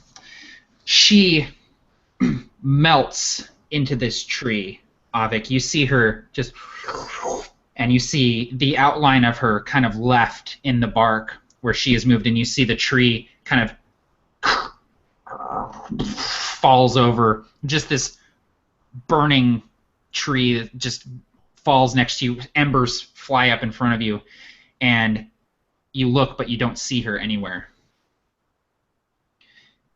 Malachor, as you're running, and Gunnar is right behind you. You're running, and you see her just come out of a tree right in front of you. Just, and she's going to swing at you with these horrible branch arms. Her claws rake across your chest for slashing damage. And Gunnar, what you see is you see Malachor running towards her. You see her in front of the tree. You see this gossamer silk blowing in the wind. You see her red skin, and you see her frightened as Malachor is running towards her. She says, "Beloved, help me!" And Malachor, you hear, "Kill him." Malachor, it's your turn. Oh, you're I'm muted. muted. I was muted. Sorry. So how far away am I from the exit of this copse of trees at this point? You're about 40 feet away from the edge of the tree line. Okay. And the two of them are both right up on me, right? Yeah, Gunnar is pretty much right behind you, and the Dryad is directly in front of you. Like, she just popped out of a tree that you were running past. Yep. Okay. So you'll see Malachor just and the turns into and you'll see the sigils on his body all begin to glow all at once. First with like a golden light, and now they just begin to thrum with a violet energy. I'm gonna cast Mage Armor on myself. Great. As my action. And then if I were to move away, I'm going to provoke attacks of opportunity from them. Is that right? Yes, you will provoke attack of opportunity from both Gunnar and the creature. And I can't disengage as a move action, right? No, it has to be a standard action, yeah. Yep. So a curved dagger comes out in his hand, and he adopts a low power stance, almost like this is a microphone and he's singing a hardcore. Awesome, dude. And he's like, "Let's see what you got." Awesome. All right. Gunnar, you're up. Okay, so do I roll a wisdom check to see if I remain in this trance? Or do I just continue with it? You continue with it until she does something harmful to you. Okay, cool. Yeah. So for a roleplay perspective, Yeah. can I perhaps jump into a position where I still can't control my body, but I now kind of understand what's happening? Yeah, and well, the thing is that she's actually not controlling you. She has just convinced you that she is the most important person in the world, and that she's more important than your friend. She's your beloved. She is your friend, Okay. and you have to do your best to see to her needs, basically. Absolutely. Yeah. Okay, so it would only work for a moment. Gunnar kind of realizes it, but then he immediately goes back into protecting his beloved. But just for that moment, Malachor, you hear Gunnar say, "Kill me before I kill you! Kill me before I kill you!" And he just snaps back into it and swings down at Malachor, just gleaming Gladius in the sky. Oh my God, that's another 3. Sorry, man. You're I bad at honestly, PvP, dude. I really want to roll 20s right now. Like, I just want to fuck What's everybody going up. on? Why are you apologizing for missing me with the sword?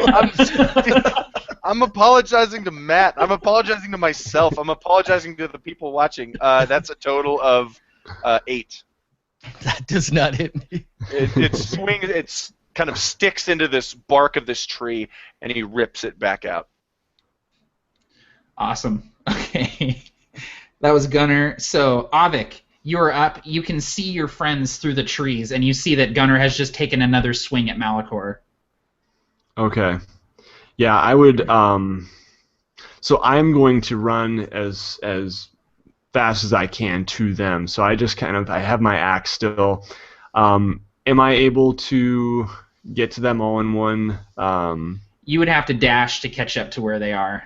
Yep, so I guess all I'm going to do is dash, and I just have this fierceness in my eyes, and I'm looking wildly around for this crazy siren of the trees, just kind of, my eyes wild with rage, looking for where she might appear. Yeah, and you see her, she's lunging out of the tree, and you see that she has blood dripping from her branch-like claws that have just raked across Malicor's chest.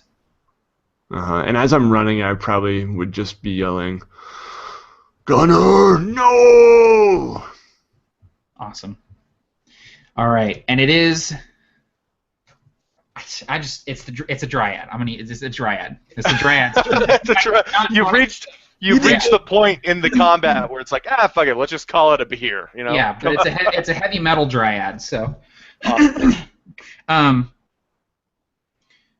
So let's see here.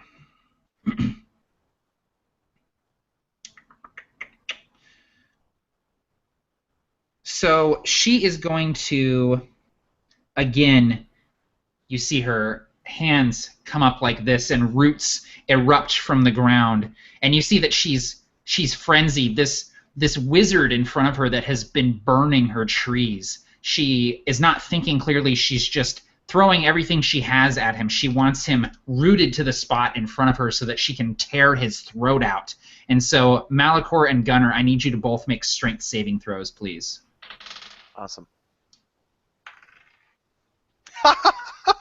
I just made a joke in the chat about all I roll is 18s and 3s, and that's game science dice for you. I just rolled an 18. So that's 21 total. I swear to God. Yeah, you feel the roots on your legs, but you're not rooted to the spot. What about you, Malicor? I got a natural 1 on the die. The roots wind their way, spiraling up your legs, Malicor. You feel that you are completely rooted to the spot. So if you want to try and escape, it'll be a strength check. Okay. All right, and that is your turn, Malicor. And Gunner says, "I have him where we want him, beloved. I have him where we want him." Had him where you want him. And there's a puff of smoke. And yeah, I'm gonna misty step out of the way. Absolutely, you're gone in a puff of purple smoke, and the roots that were holding you there just kind of fall away. And is she still visible? Yes. All right. And again, you can only take so many of these. And he utters his arcane words, and again, we're going to create a bonfire underneath her. Absolutely. Okay, go ahead and give me fire damage on that. So that's 4 fire damage. 4 fire she gets a save, though. She wants a 13 dex save to avoid it. Okay, she does not make it. Okay. So yeah, that's 4 fire damage. And Malicor appears like right near the edge of the woods, and he's straight backed, and his shoulders are just squared right at Gunner, and he's walking back, and he's like, "She's going to burn to death, you know. Come on, come and get me, boy." The fire overtakes the tree, and you see the dryad attempts to melt back into the bark, but she kind of tumbles out of the tree on fire, and she's crawling and screaming, and she's crawling towards you, Gunner. She's asking for help, and at first you do see your beloved. You see this beautiful woman that you've sworn to protect, that you've sworn to serve, and she's burning, her flesh melting off of her bones as she's coming towards you, but as the flesh melts away in this arcane fire of Malicor's, you see her for what she really is. You see the skeletal gaunt frame. You see the cracked skin. You see the hands kind of moving towards you, these claws reaching out for you, the hollow pits of her eyes. You finally see her for what she really is, and the spell on you is broken. And Gunner lets out kind of a guttural growl. At first it's because he really liked her, and now he realizes that she's not real. And then he realizes that his sword is just forcibly being held in his hand, and he's been using it to attack his own friends. And this anger it starts in the pits of his stomach, and he feels just nauseous a little bit, and he feels his heart beat just a little faster. He feels the rage and boiling blood within his veins, and then he feels nothing at all except for this anger, and he will, as soon as possible, attempt to strike her. Yeah, you can just go ahead and do so. She's completely helpless as she's crawling towards you, and you hear her voice, "Beloved, please." Beloved, this. And he attempts to decapitate whatever head-like apparatus is on top of this bark. Yeah, and you do so, and as you lop the head from her body with the dark steel gladius, her body disintegrates and turns to ash and blows away in the wind, and you hear her voice on the wind as her presence leaves the deadwood. And one wooden coin, after a few moments, drops to the ground where she once was, just to remain 4 coins left. And as her presence is fading away from this realm of existence, you hear Malachor just yelling at her as she's going away, saying, "That's right. When you get back to your dead gods and they ask you who sent you there, you tell them the scattered sons. You tell them the scattered sons sent you. This is our corpse now." Badass, dude. And Ovik has, rushed over, and in his frenzy, is looking, seeing her disappear. Now looks to Gunnar and kind of tenses like he's about to hit Gunnar, but then slowly just kind of falls to his knees and I just kind of reach out to Gunnar and hold on to his arm like. Yeah. And Gunnar will try to help pull you up to your feet. And he looks at you and then looks at Malachor and says, Did I hurt either of you? Now you're gonna have to get a little bit better with that sword of yours for that to happen. Yes. We can train you. Pompous asses. Let's You get out of this see, forest. you see Uhor running towards you. He's got his club in his hand. What is happening? I heard the sound of fighting. Don't go in there. In fact, Gunnar, I was going to ask you to train Uhor before tonight, but never mind, I'll handle it. He's just, I mean, the Gunnar's face is just like acceptance of like, not only did he just attack his friends and he's ashamed for that, but apparently he sucked at it, which is not good on Kror because now he knows that if it needed to come to pass, in the same way that Malachor fought to the death with this other person in order for consumption, for life, that he might actually lose, and it's just, all this is dawning on him. So he's just gonna ask that we immediately get out of this forest, or perhaps take a look around somewhere else. Agreed. Get Absolutely. that chin up, Gunnar. You're quicker than any man I ever seen. We're just razzing you. You were Trying to under. stab us after all. You were under a strange influence, I'm sure. Hey, if we ever tell, He kind of whispers to you guys, if we ever tell Uhor what happened, just tell him I fucked you guys up good.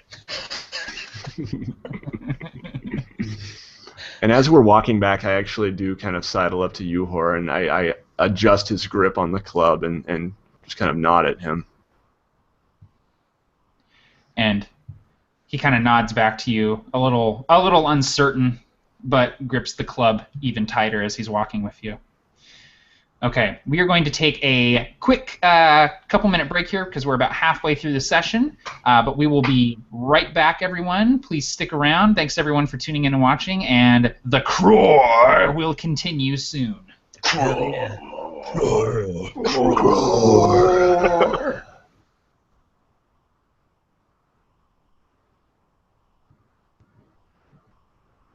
It's just me, people. Gotta find my overlay.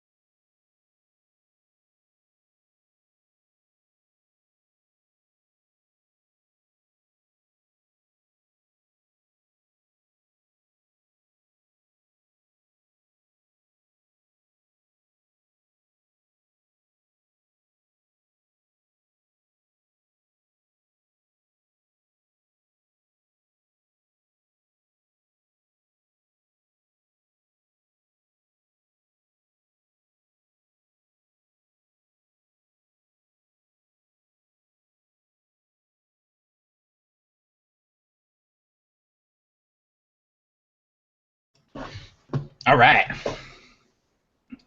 Looks like we're sitting around 50 viewers. That is awesome. Thank you everyone for tuning in. I'm having a really good time running this game. It's different than it's just a different style of game, but I like it. I like just kind of the brutality of it.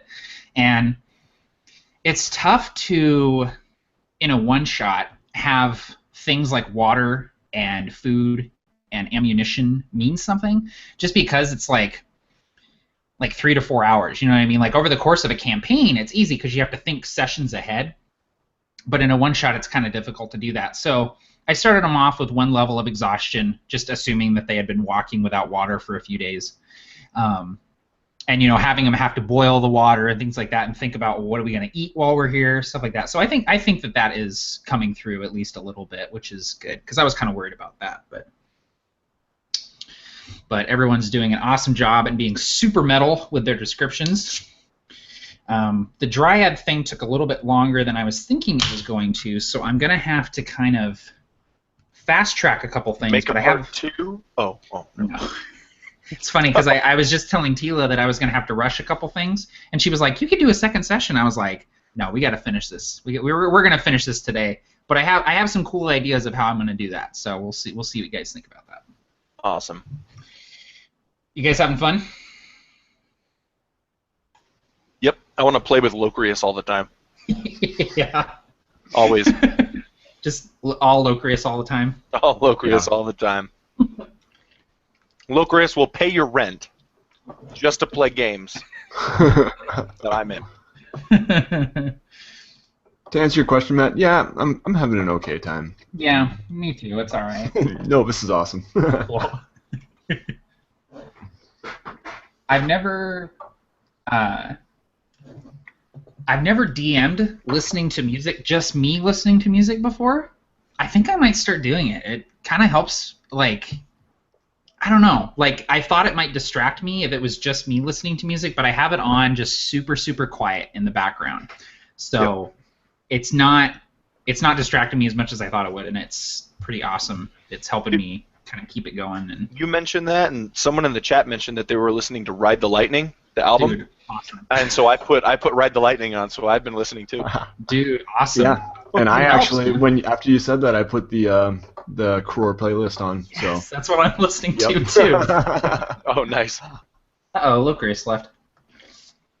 He's like, He's like- fuck this. He's like, nah, I'm not having fun anymore. I'm out. See you guys later.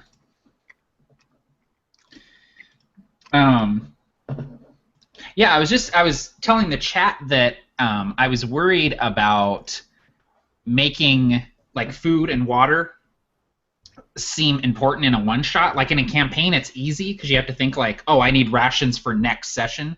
Well, the one-shot, you don't really have to think about that. But I think like you guys did a really good job of like, oh, we need to get water and we need to think about food. Like I didn't even have to remind you. You were like, well, what are we gonna eat like while we're here and stuff like that. So that was really great. You guys just kind of ran with it.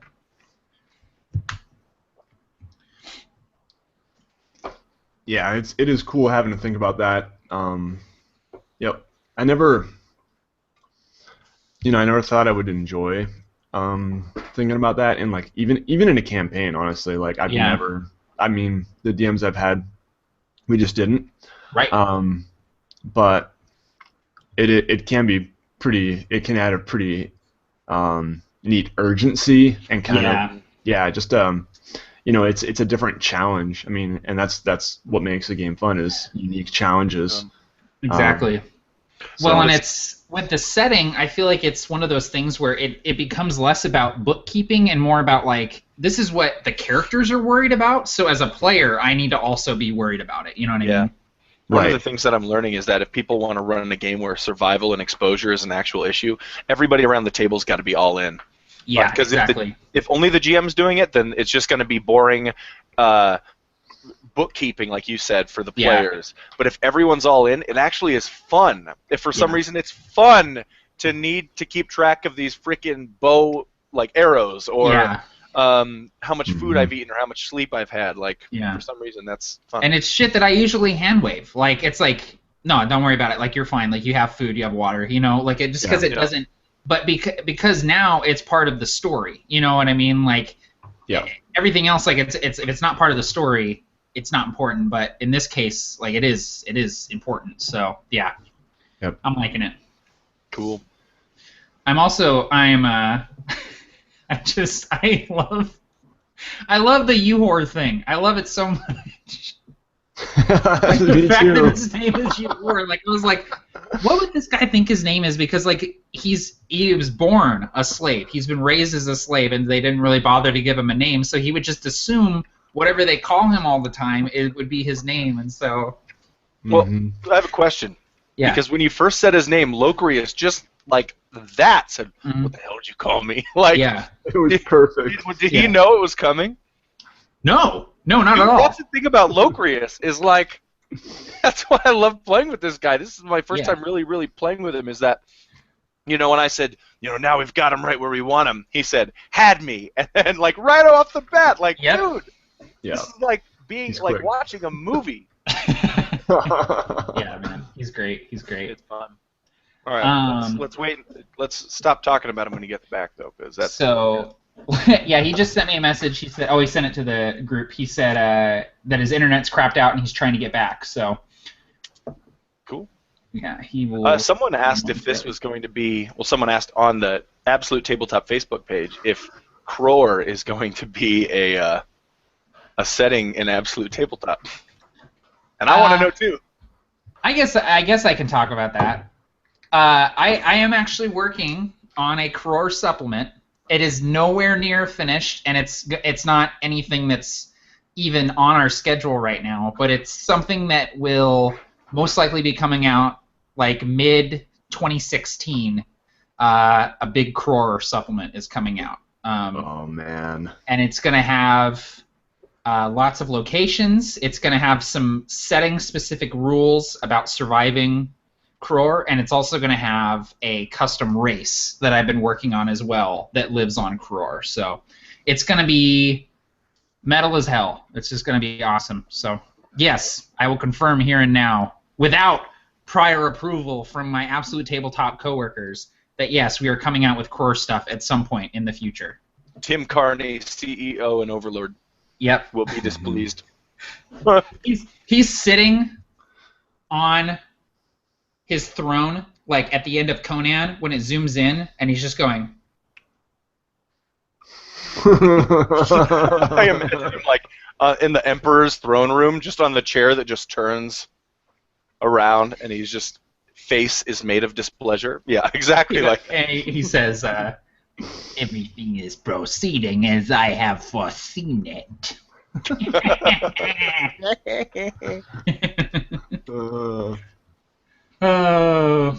But yeah, I'm going to come out with a handful of Aeronaut supplements before that happens. So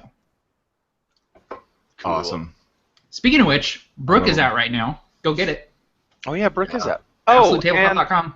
And if you actually, before you get Brooke, you should go look for the Absolute Tabletop Facebook page, because if you join the Facebook page, there's a download code, a coupon code on the Facebook page that only Facebook people who like the Facebook page can see and get, and then you'll not have to pay a lot of money because we just want you to have the supplement. So there you go. Yep, it's a coupon for Brooke and Wayward Wanderer, both Aeronaut supplements that have come out so far. Yeah. So look at that if you guys are interested, and ultimately leave reviews because we want to make awesome stuff all the time. We want to know what you guys think.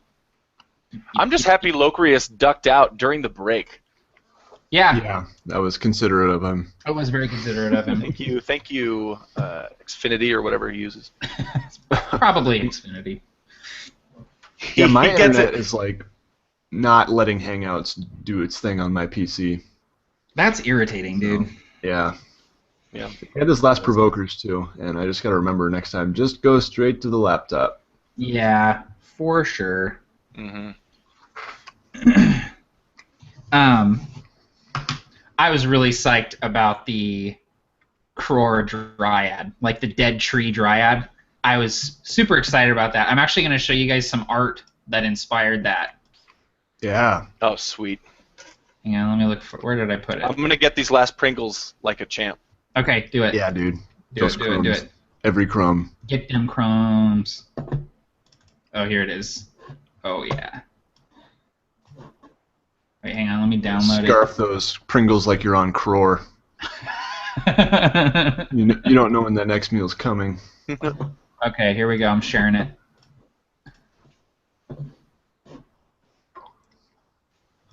Oh, yeah. Damn, son. Yeah. Isn't that cool? Mm-hmm. Yeah. I saw that That's art, so cool. and I was like, dude, I need to do dryads on Kror. Holy shit. Yep. The No. dead tree dryad. Yeah, man. It's just cool. All right, Locrius is back. Yes. I'm back. I don't know. I had to restart my computer. My internet's a little bit spotty, but we're gonna try to get through it. He had to call the mothership. Yeah, someone in the chat, Locrius, said that you had to go back to your home planet real quick, but you would be back. Right. That's right. And even though I command an advanced technology, it runs out of vacuum tubes, so it's a little bit intermittent. Oh, God. Oh, man. Oh, dude, James is in the chat. He said, dude, anytime I hear Dryad, I think of the scene when the water-daving creatures are being stole at the beginning of Neverwinter Nights, and that dude's like, kill the Dryad! That's what I think every time. Every time, dude. I love that game. That's awesome. All right. So we're going to go ahead and continue here, guys. And so you guys you walk out of the dead wood where the Dryad's presence has been expunged. And Uhor is kind of walking with this club, and he's holding it kind of clumsily, but Avik is kind of teaching him how to hold it, getting enough heft where he can have a good grip, but also have enough leverage behind it to do some real damage. And he's kind of doing a few test swings here and there. But looking at the map, what do you guys want to look at next? Well, And we can just kind of hand wave it since we're halfway through. You guys can kind of say we go here and look at this or whatever. I think, I think we probably want to make the rounds, but I think this time, Malachor is going to suggest being a little bit more intrepid than last time, and try to cast a detect magic and sort of look at the area before we jump in there. Okay, great. Yeah, absolutely. So let's look at the Kredish corpse. So as you approach the Kredish corpse and Malachor, you use detect magic. You don't sense any magic here. There's none of that clinging leftover breath of the world here. There's nothing magical about it. But you do see this large creature. You can walk through its rib cage, and it actually looks like there's some tatters of cloth kind of blowing in the wind from this corpse. At some point, someone probably had a little dwelling here. They probably had a little tent, and they lived in the bones of this thing, but it has long since been abandoned. Right. While we're in there, does it look like maybe we could hide in the skull while the cragmen filtered in to check on their companions around the fire? Oh, absolutely, you could. Yeah. Yeah, it's like you can climb on in the skull. It's all all the meat has been picked away from it. It's completely bleached, and you can kind of just peek out the eye holes of this thing and see how you have a good vantage point on the campfire. You see those 3 Weekend at Bernie's bodies just sitting around the campfire. Yeah, so Malachor will turn to his companions. I think probably his head will pop up through one of the eye holes, and he'll say, "Is this a good spot?"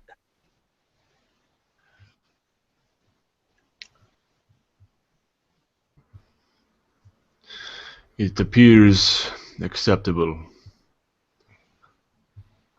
Yeah, all I can see is your bright face.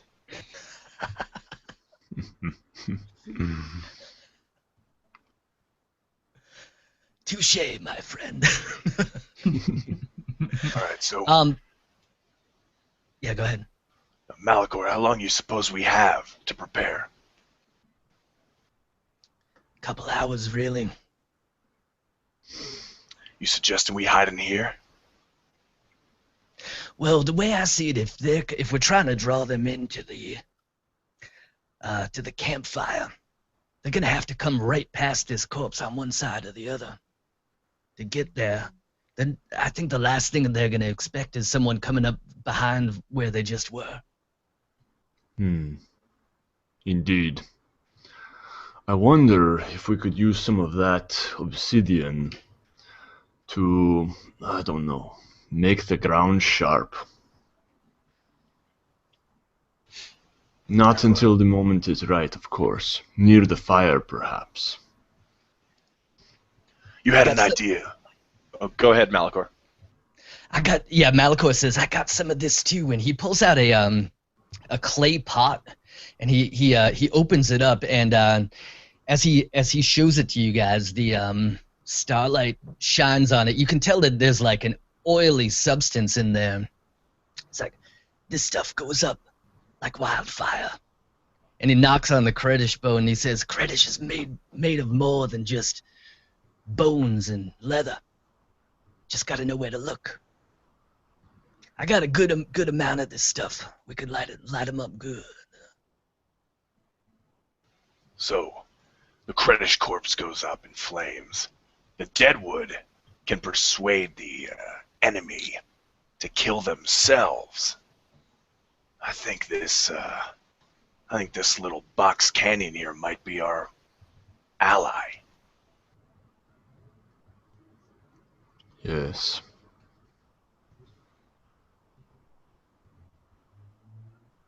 You think there's more of them tree creatures in there?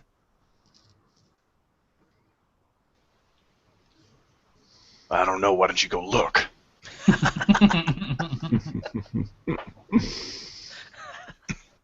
I'll look from here. It is not in our advantage to go that way again. Nah, even driving the cragmen in there, they're still going to be our enemies. Although, maybe they would be ensorcelled to fight each other. Anyway, we ain't got much time, so let's go look at these shrubs over here. Yes. So you head over to the spook shrub, and you all recognize this. It's long, blood-red grass. It's just brittle, dry, kind of almost sharp to the touch, like dead grass. But spook shrub has certain properties to it. Spook shrub is a powerful hallucinogenic. You can smoke it, you can eat it. It's pretty potent stuff, and you have an entire field of it, just kind of sitting here in the shade of the cliff walls.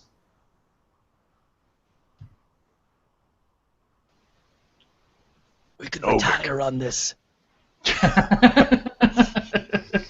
Ovik, you might want to stay away from this stuff. I know how you get. What do you mean by this?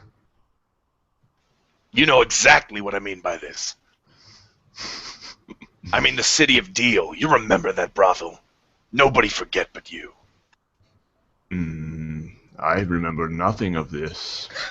Oh, yeah, I bet you don't. Uhor is kind of running his hand along the shrubs, and he says, the cragmen used to put this in the fire at night, inhale the smoke, and they would get stupid, sleepy. They would always go to sleep soon afterwards. And they would be swatting at nothing in the air, speaking of strange things that they saw. I often thought about taking advantage in their stupor, cutting their throats, but I could never get the courage to do so. Perhaps we could fill our water skins and then refill the vessel over the fire with water and this. You could do that, yes. They will be thirsty after a journey. If they get close enough to the fire, though, won't they see the corpses? They might not want to drink the water once they see them. That's a It fine is point. true. I say We take a melange of this, a big old ball of it. We put it right on the pot in the fire. As soon as they get close, we light it up, smoke them out.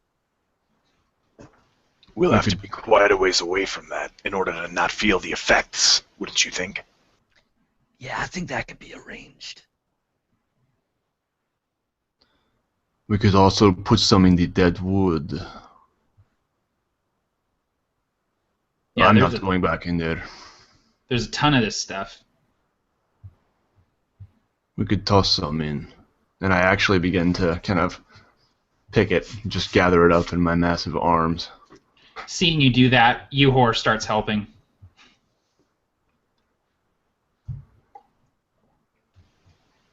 I would do the same. Kind of gagging on the dust that this stuff generates just sitting in the heat all day.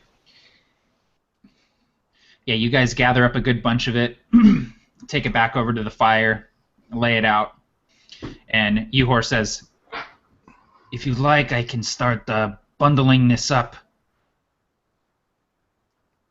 Yes. Good.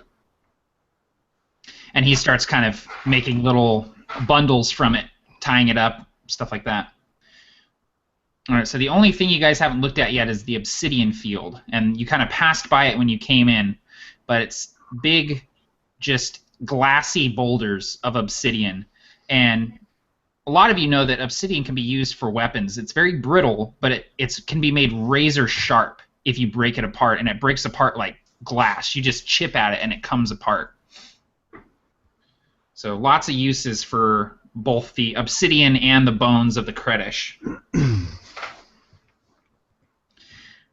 You could even, given enough time, if you wanted to collect wood or bone from the Kredish and some obsidian flakes, you could make some javelins if you wanted to.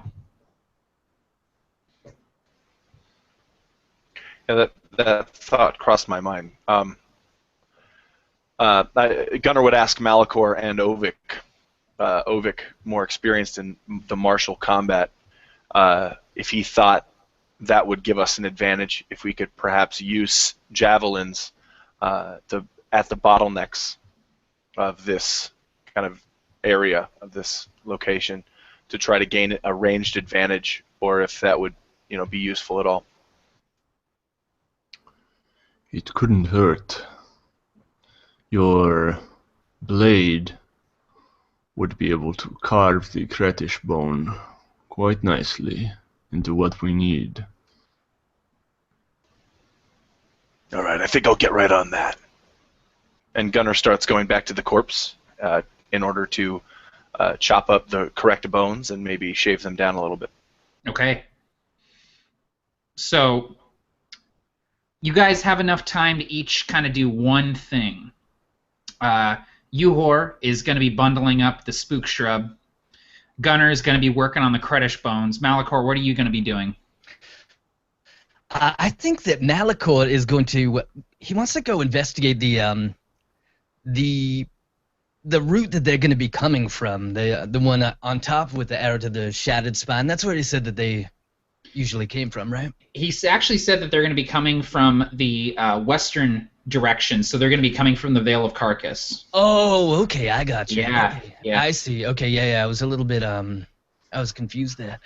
Okay, and tell me about the walls of this valley. Are they like sheer walls? Yeah, they're pretty sheer. Like it looks pretty straight up and down, and they're about 20 feet high. So it would be pretty foolish to just jump into the basin. It would take you several moments to climb down. So that's why these pathways kind of are effective bottlenecks, because if they are going to come from a path, they have to come down one of those three paths. And if they're going to climb down the walls, you would see them easily. You would have plenty of time to take advantage of the situation as well. Gotcha. Gotcha. Okay, so Malachor's concern is that when we fight them, he's afraid of one running off. So he wants to try to figure out some way after they come in to close off their exit. So he's going to look around at the walls there try to see if there's any way to make some sort of a natural cave-in after they come. If there's any like loose stones that we can make a little rock slide or something. Absolutely. So if you, I assume you're kind of like maybe climbing up the sides too, peeking up over the edges of the cliffs and stuff. Absolutely, You see there's lots of loose rocks and rubble and stuff that if you spent your time piling it up, you could station somebody there to close it off before or after they come through. Yeah, so that's exactly what he's gonna do, and he's actually gonna since the obsidian's right there, he's gonna take some shards of obsidian and mix it in there, sort of to make it a, like if you start running through, you don't want to be stepping on volcanic glass, right? Yeah, no, that's a great idea. Okay, cool. And he wants the linchpin to be made of wood, the linchpin that's gonna pull this whole thing down, made of wood. Okay, yeah, and if you got plenty of stacked dried wood by the pond that's being put into the fire, so you can definitely find a nice sturdy piece of wood to use as a fulcrum for it. That's perfect. Yep. Yeah. Excellent. Awesome. Okay, that's what Malakor's doing. Avik, what are you going to be doing? I think that I will, just in case they do get close to the fire. Imagining the fire is near the like the text, the tepid pond. Yeah, it's pretty much right there. Yeah. Okay, so excuse me. I'm gonna take some obsidian and try to just, if I can find any particularly long shards, I'm actually gonna shove it into this hard dirt and try to dig it in.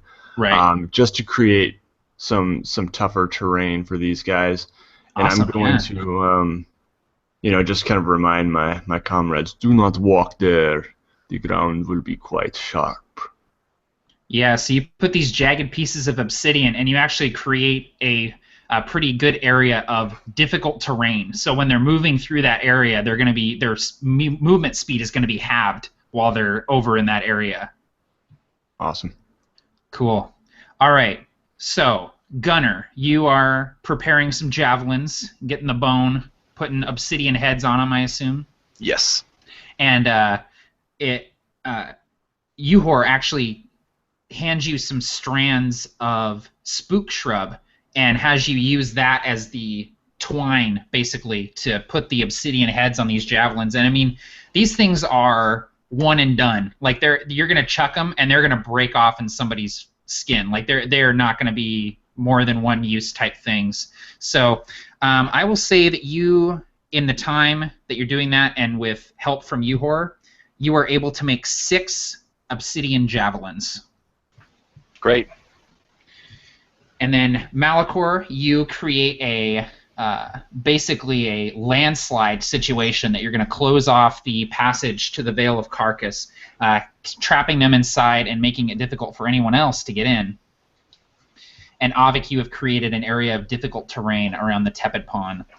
By the time you all finish this, the hot sun is dipping under the jagged crags of the Shattered Spine, and you see Sion, the paradise world, heaven, hovering higher and higher in the sky, this huge blue and green, just majestic-looking, healthy world floating above you, shining its light down on you from the reflection of the sun, and night begins to fall.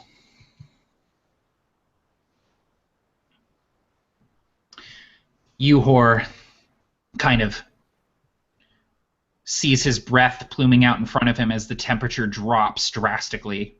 There are no clouds in the sky, no moisture in the air to hold any sort of warmth, and so as the sun dips under the crags, it gets very, very, very cold.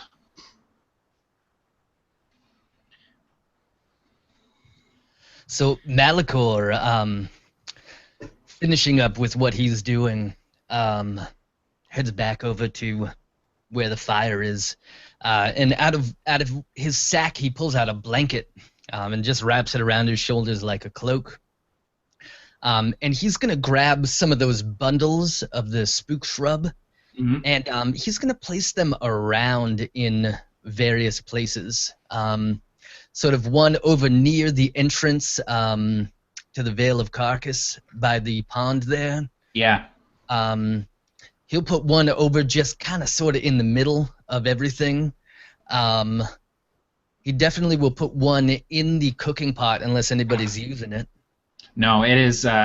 It's empty now. And then as he sits down, he turns to his friends and he says, "Well, I don't know how much time we have, but I think that we might as well rest up, gather our strength before they come." That sounds good to Gunnar. Are we exhausted at all? Have we gained any points after the fights and the walking around?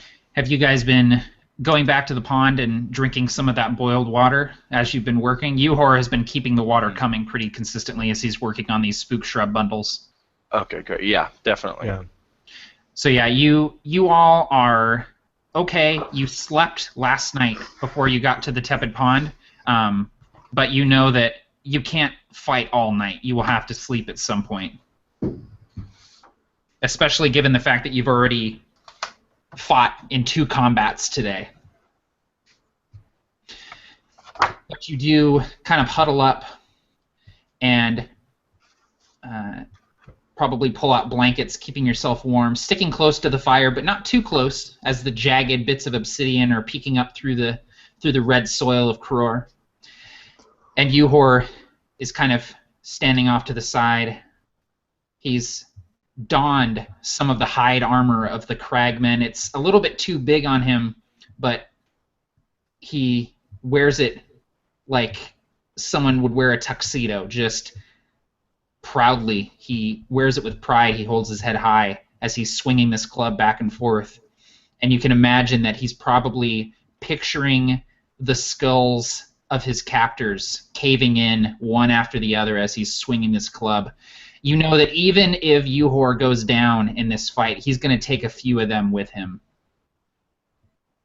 He looks to the 3 of you as night sets in, as the stars blink into existence, and he says,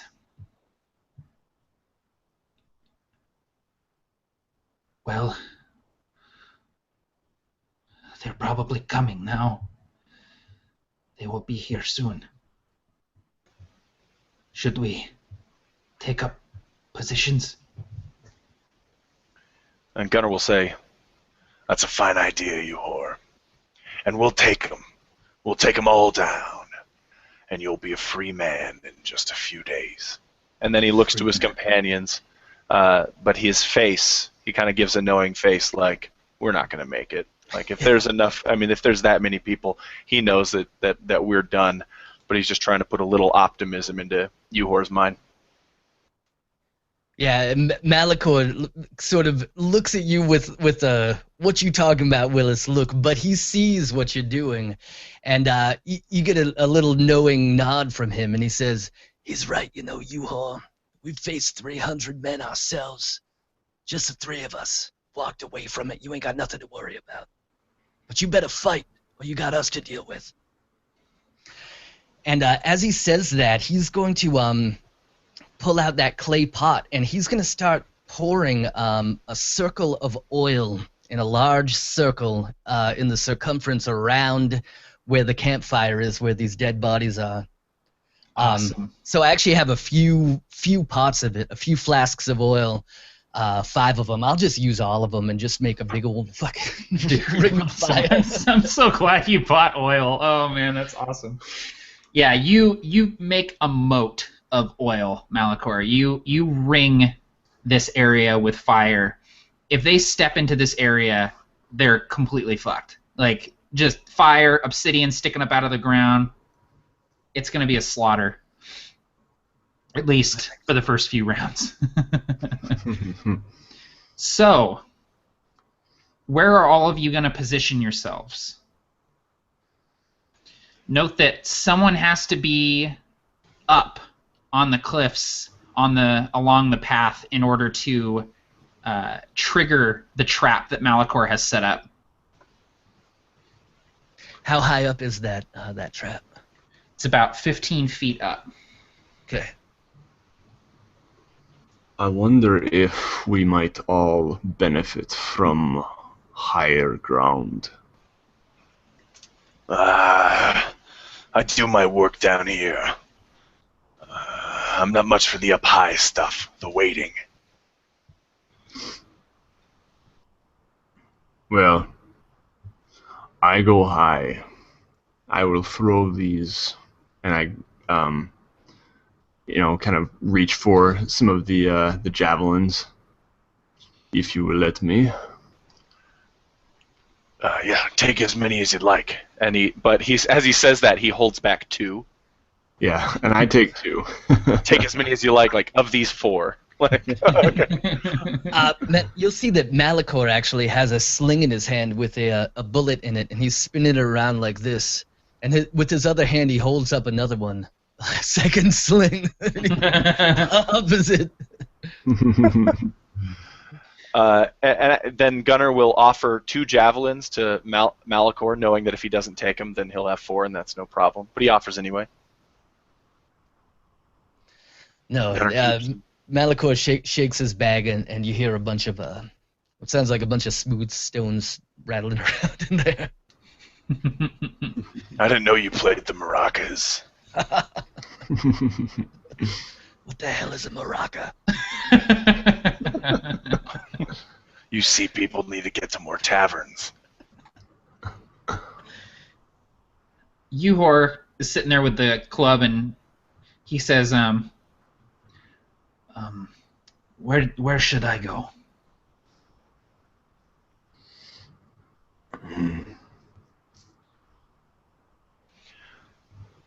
I say he stays close to you, Ovik. You've been training him this whole time. He could learn a couple things watching you swing that club. Yes, come with me, and I'm gonna actually scramble up. As you start off, Malachor says, I should be able to trigger that rock slide from here. In theory. I mean, I'm not may not be the best survivalist amongst us, but I'm pretty sure that wood'll go up if I burn it. And when that wood goes up, those rocks are gonna fall. Would I be able to tell if he could do that with my knowledge of survival on Kror? Sure, yeah. A survival check of 16. Yeah, looking at the trap that Malachor has set up, it's actually pretty ingenious the way he's set it up. And this wood is kind of keeping the rocks in place, holding them back just barely. You see the wood is actually kind of cracking a little bit under the weight of these rocks. And you know that if it gets weakened at all, it's going to crack and the rocks are going to tumble. Yep, it's confirmed. You're brilliant, no matter how much I never want to admit it to you, Malachor. I think that's the first time you ever complimented me. Don't worry, I'm not getting used to it. All right, so why don't I take a position over around the corner behind the tepid pond here. That way I'll be behind them when they come in. I'll be able to just step out, trigger that rock slide.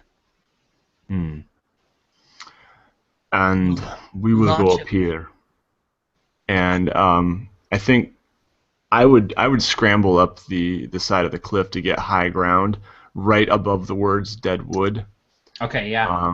As kind of a position, and I would lay down on my belly. Yeah, and Uhor kind of watches. You scramble up like a pro. You know these jagged crags. You are of this stone, so you scramble up the cliffside fine. Uhor has a little bit of an issue. He gets about halfway up and falls into the sand. His breath gets knocked out of him. He gets back up, climbs up again. Doesn't complain a word through all of it, but manages to scramble up the cliffside and lay down beside you. And as you get up there, he kind of reaches for one of the javelins and nods to you, ready to use it. Yes. Good. All right, so Malachor is going to be kind of around the corner behind the tepid pond there, so he can easily trigger the trap once they get past him. Avik and Uhor are going to be up over the dead woods, so they have a good vantage point on the fire area. Gunnar, where are you going to be? Gunnar slides through the eye socket of that Kredish and hides inside the skull. You got it. You all take up positions, and you all wait. You wait long enough to take a short rest, probably about 90 minutes. So go ahead and regain any hit points that you want, and I believe Malachor can do some arcane recovery. I think that's right, yep. So Awesome. I'll definitely do that. That's awesome. Is that like half? Do you get half of your level in slots back? Is that right? I'm not sure. I think it is half your level rounded down, so I think you get one slot back. Okay, that's great. I'll take it. He's got the summon blowtorch thing going really well, so as Yeah. many times as we can get Yeah, that. exactly. That spell is hilarious. I can't believe how much use I've got. Dude, it's so good. There's so many spells like that in 5th edition that are just like, this spell is so stupid useful. Like, I could just use it in so many instances. So, the night is still and quiet. Oh, man, the song Night Destroyer just came on. This is perfect. Hold on. I'm opening my Spotify. Okay. The night is still and quiet. The winds of Kror blow over you, blowing sand across your faces. It's almost beautiful. Looking in this basin, the world of Sion above you reflected in the tepid water. As the sands of Kror fall over the sides of the cliff on the wind, they almost look like waterfalls. And in the light of the moons, the sand glistens. It's almost beautiful. Moments like this on Kror are rare, few and far between. But if you take a moment to enjoy it, the moment is cut short as you hear voices on the wind, deep, guttural voices. And you see light approaching from the west, from the Vale of Carcass.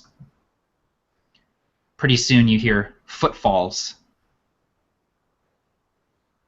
And Malachor and Gunnar, from your vantage points, you see torchlight round the corner. You see figures, maybe 12 round the corner, walk under the trap and enter the basin. Malachor, I'd like you to give me a stealth check, please.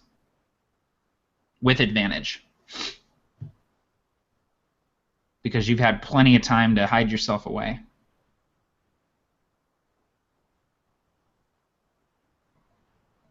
Oh, you're muted. I was muted. I rolled a 5 and then I rolled a 1, so Oh, no! that's a 9. So, the cragmen come around the corner. And the lead one, he's holding a torch. He sweeps his gaze across the basin. He says, Kel, are you there? One behind him says, they're sleeping over by the pond. Sleeping on the job. They start walking towards the pond. Wait. Something's not right. I said something's not right. Be quiet. Kel! The other cragmen don't respond. He says, go over there. Go over to the fire and check. One of the cragmen starts moving forward towards the pond. So, whispering, Malachor slinks down.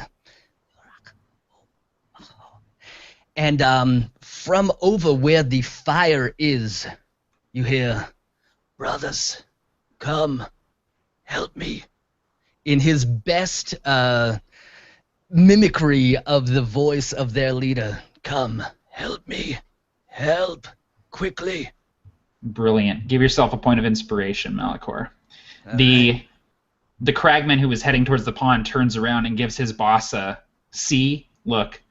And the lead cragman says, fine, all right, let's go. What is wrong, Kel? They all start moving. Now that they're in the basin, Malachor, you see that there's probably about 14 of them in total. All huge, all wielding weapons. A few of them even have shields. A few of them have spears on their backs in leather quivers. They're better equipped than the cragmen that you faced before.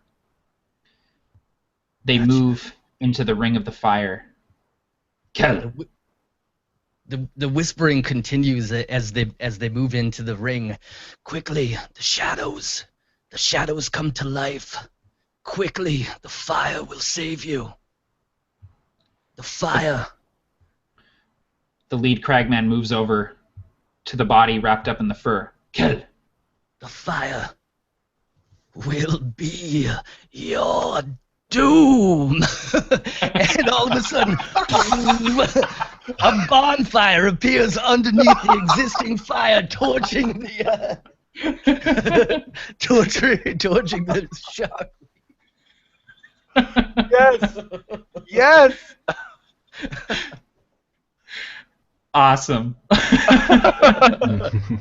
And as you're saying this, the cragman rolls the body over, and he sees the headless body that you've lain there with the furs, and he lets loose with a roar of rage, standing up, but it's too late. The fire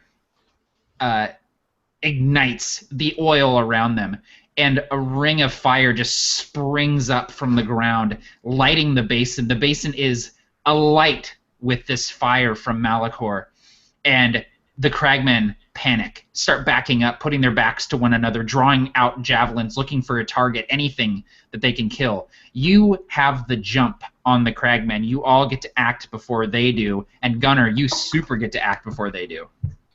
Okay, so I'm probably about 60 feet away from him. Yeah. So the first action I can only hide or attack. Okay. So I'm actually just going to choose hide for now, just to make sure I can do a hide action just to make sure that no one sees me until I want them to see me. Absolutely, yeah. So I'm just going to try that out. Stealth. I rolled an 8. Mm-hmm. I don't know if the skull helps me at all, but that's... Yeah, I would say it's dark and you're inside a skull. I'll give you advantage. Come on. I need to stop being so nice, man. This is Kror! I need to be more savage, dude. Hey, man, we've been smart, though. We've been smart. You have been. You know what? You totally have been. Absolutely. You can feel free to be as mean as you want. I just rolled a 5. So... Bring it. Yeah, let's do this. I sneeze or some shit. Yeah. No, they catch the gleam of your sword as you draw it forth inside the skull of the Kredish. Perfect. Malachor, you are up first.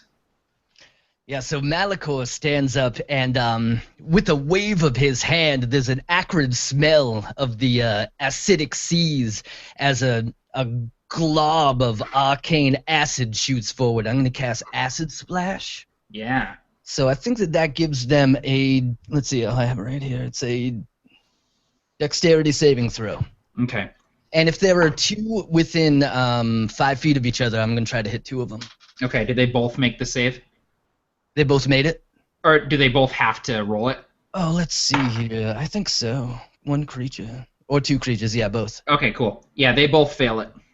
Okay, so that's 4 points of acid damage as this glob of arcane goo splashes onto the chest of one, and then just there's a deluge that shoots off of it onto the other one. Awesome. Yeah, they roar with rage as this acid just boils on the surface of their skin, bringing blisters to the surface. Excellent. And I'm going to just move down out so that I am within view of the linchpin to cut off the exit. Absolutely. You do so. Okay. All right. That was Malachor. Gunnar. Gunnar puts in his earbuds and starts listening to Power Man 5000. Right. And he steps out of the eye socket of the Kredish and just like patiently in slow motion begins walking towards the enemy. This crazy happening that's going on. The blowtorch that's just firing from the ground and slowly begins to jog and run forward, gladius in hand, javelin in the other hand, and he will chuck a javelin at the enemy that he can see. He can throw it up to 120 feet without a disadvantage. Okay, awesome. The javelin flies true with a 19 and Ooh, sinks into yeah. an enemy Yep. for... I always forget. Do I add dexterity modifier to damage? You do, yeah. Dexterity or strength, whichever is higher for a thrown weapon. Oh, yeah. Okay, cool. Yeah. So, yeah, 9. Oh, awesome, dude. Sweet. One of the cragmen goes down with a javelin through his throat, drowning in his own blood. Yeah, and he's kind of stuck to it, almost like it's pinning him upward a little bit, as Yeah. he slowly gets lowered to the ground off of this javelin, because it went all the Awesome. way through and pinned to the ground. Awesome, dude. That's Nice. great. All right. That was Gunner. Avik, you're up, and I'm going to have Uhor act on your turn since he's kind of just following your lead. Right, so I just nod to him, and immediately kind of I get up on one knee, Mm-hmm. and just to get enough of an angle where I can hurl this javelin down, and I throw it into the just kind of pick a target in the middle of this ring of fire here, and that'll be a 16 to hit. 16 hits, definitely. Okay, and that is 6 damage. Another cragman goes down. Javelin through his heart. Just Nice. like going down like a pincushion. Uhor. Oh, go ahead. No, and then I was going to say, are you going to roll for Uhor? Yeah, I'll go ahead and roll Okay. for him. Yeah. He wheels back with a javelin. He actually hits. He wheels back and hucks it just, and you see it just. It doesn't take one down, but he grazes one in the arm with the javelin pretty good. Mm-hmm. Awesome. Good job, Uhor. Good job, you whore. All right, so that brings us to the cragmen. A few of them start trying to jump over the fire, this ring of fire. I'm going to say 2 of them attempt to get out from the fire. They both take some fire damage running out of it, though. So, Malachor, since it's your fire, why don't you go ahead and roll me 2 d4s, please? Damn. Okay, let's do it. I gotta have a D4 here somewhere. Yeah, here we go. That's a 3 and a 1. Okay, awesome. One of them just goes up. He must have been particularly oily. He just immediately, it just engulfed in flame and goes down in just a burning heap. The rest of them are going to start throwing their spears. Gunner, there are 2 being hurled at you. Bring it on. One of them hits 5 Okay. piercing damage as the spear lances through your arm, cutting through the meat of your bicep. You feel hot blood pour down your arm. It's steaming in the cold Kror night air. All right. So it begins. 2 more spears coming at you, Malachor. All right. They both miss. You hear them clatter into the side of the cliff right behind you as you're running towards the trap to light that fulcrum. Gunner is actually seeing this happen, and he thinks to himself, like, Come on, hit him. Dang it. He always miss him. Malachor is the luckiest. Avik, a spear lances through your leg, 4 piercing damage. And 1... Oh, man. Uhor is a lucky bastard, dude. I just rolled a 1 on a spear to attack him. Awesome. good. All right. That brings us back around to Malachor. All right. So, how many? There's like 14 of them, right? Yeah, and 3 of them are dead so far. So there's 11 left. All right. And does it look like they're burning in the fire, or are they just sort of corralled in there? They're sort of corralled in there right now. A few of them are kind of like they got scorched when it went up, but they kind of backed away from it. So they're just kind of trapped in there. And one did manage to jump out, but the other one that tried to jump out just got engulfed in the flames. Got engulfed. Okay, I gotcha. And has there been any luck with the weed? Yeah, so the spook shrub some of the bundles that you left in that space are starting to smoke. You can see the kind of telltale, kind of greenish-hued smoke kind of going up into the air. Gotcha. Okay, And so the wind is going east, so it is blowing away from you, but towards Gunner. gotcha. I just got to roll my direction D4 for the first time. Nice. That's super awesome. Yeah. All right. Well, it doesn't seem like they're booking it for the exit, so Malachor doesn't think he needs to pull that pull the plug on that thing yet. So he's just gonna spin his sling, and he's gonna go after the one that launch a sling bullet towards the one who jumped out of the fire. You got it. So that's a 13. Yeah, that's gonna be really high. 19 to hit. Yeah, absolutely. And that's a D4 3. That's 7 points of damage. You hear a crack as the bullet hits him in the skull. He goes down to one knee and then gets back up and keeps moving towards Gunner. But you cracked him pretty good on the head. Gotcha. All right. Anything else, Malachor? Are you going to do any moving or anything like that? I'm going to move. You know what? I am going to actually move in closer to them, to the fire, but still within 60 feet of the trap so I can still spring it. Okay, you got it. Okay. All right, that was Malachor. Gunner. All right, so Gunner's just jogging at this point. He only moved about 15 feet, trying to stay kind of away so he can use these javelins. Yeah. But he notices that this smoke from the spook shrub is coming towards him. Can he discern how long till it reaches him? I mean, you've just got a few seconds until it starts wafting in your direction.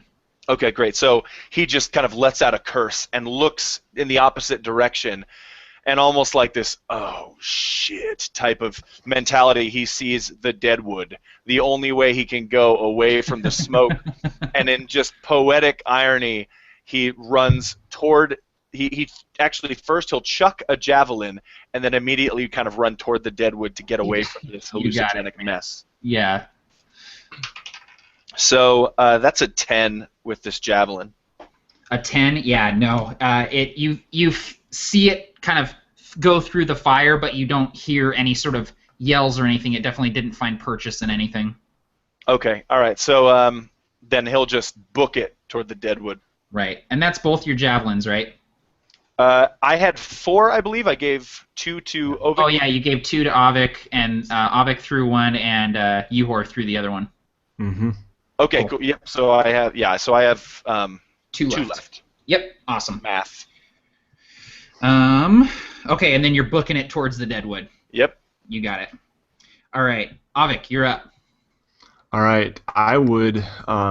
So after throwing the one javelin, I probably would have motioned for Uhor and I to kind of get back down, just in case they hadn't seen where those had come from, because on my leaping attack off this 15-foot ledge, Yeah. I want to be as unexpected as possible.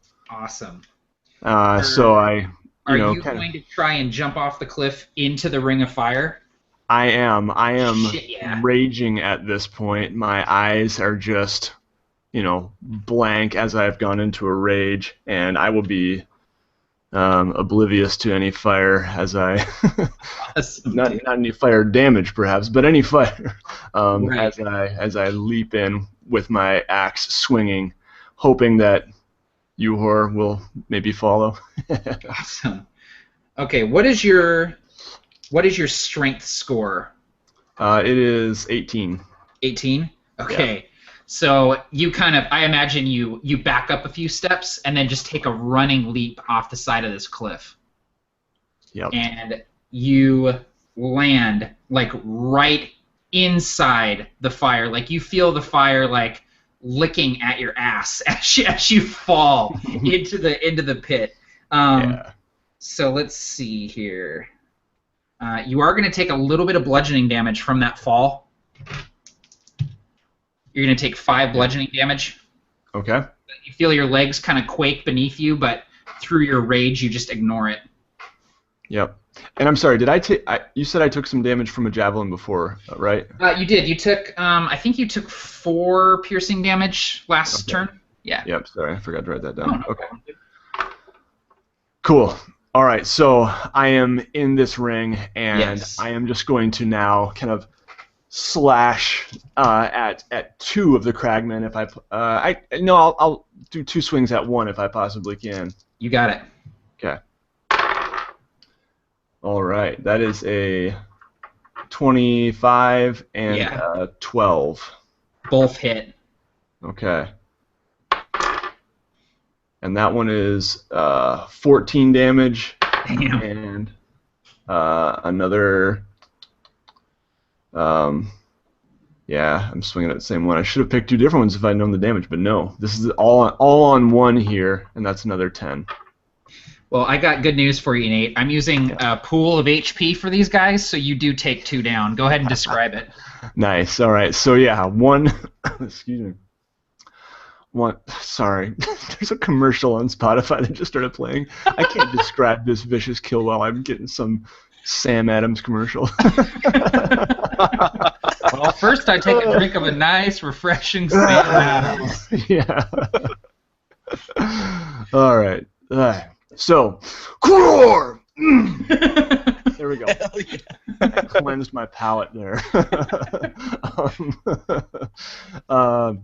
Yeah, so I slash at 1 and just it lands in his stomach, and I just wrench it right free as he falls to the ground, clutching at his guts, and I just go to the other another one and just hack at him, and it just gets stuck in his neck. I'm not quite able to sever it, but just stuck in his neck as he falls to the ground. I just pry it out, and Yeah. 2 corpses are just laying at my feet. Dude, he goes to his knees, blood spurting from his neck, and you see you have some entrails hanging from your axe that got hooked on there after you gutted the first guy. Yeah, and my axe is just kind of rough. It's Kredish bone, so it's not spiked, but it's almost, and so yeah, it's just got Yeah. stuff hanging from it. Oh man, that's so awesome. That's so cool. All right, so that was Avik. So Yuhor kind of sees you taking this running leap off of the cliff. This dude, he's gonna he doesn't make it inside the pit, but you gotta give him credit for trying. He takes a running leap off of the side of the cliff immediately after you. You hear him screaming as he's flying through the air. He doesn't quite make it inside the fire. He's got his club in his hand, and he takes 6 bludgeoning damage. You hear a crack as he lands on the hard-packed earth of Kror at the bottom of this basin. You see that he stumbles, goes to one knee, gets up, and continues charging towards the fire. All right. That was Avik and Yuhor. It's the Cragmen's turn. So, Avik, 2 of them are swinging clubs at you. One of them hits you for 4 bludgeoning damage. You feel a club crash into your knee. You feel a crackle of cartilage as it does its damage. 2 spears coming towards you, Gunner. They both sink into the earth right at your heels as you're running, and you Awesome. kind of run past Yuhor as he hits the ground. You see him hit the ground and continue running, and you just kind of run right past him. And 1 spear is coming towards you, Malachor. It hits for 5 piercing damage. All right, so during our rest, we could roll hit dice, right? I just forgot Yes. to mention that. Yeah. Okay. All right, absolutely. Yeah, Malachor's maybe a little bit too bold as the fiery plan went off so well, and the thing just flies from out. Maybe he's a little bit blinded by the light and tags him in the shoulder. All right. Now, Avik, you are standing in the circle of fire where a bunch of spook shrub is currently burning away. I am going to need a Constitution saving throw from you, please. Which I think you have advantage on during rage, right? Oh, you're muted.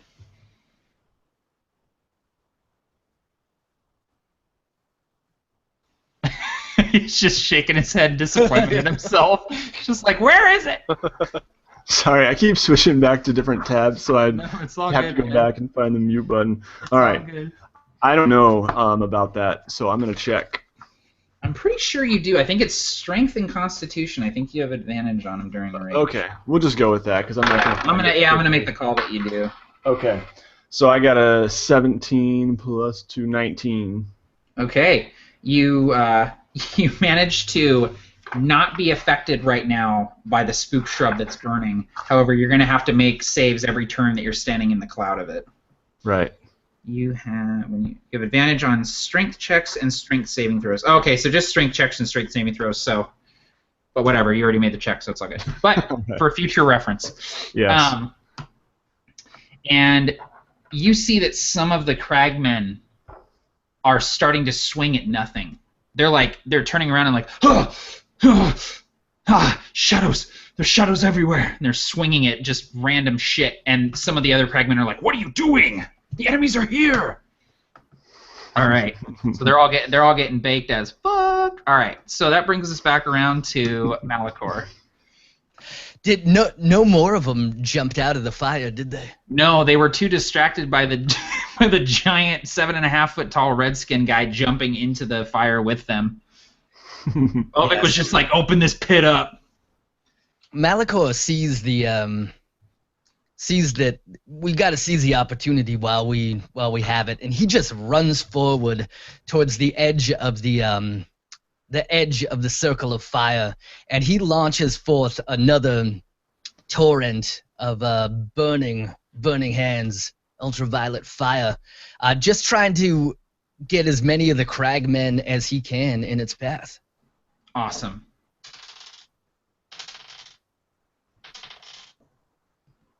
I didn't roll very well. That's 8 points of damage, or 4 if they make a DC 13 dex save. Okay, 1 second. Okay.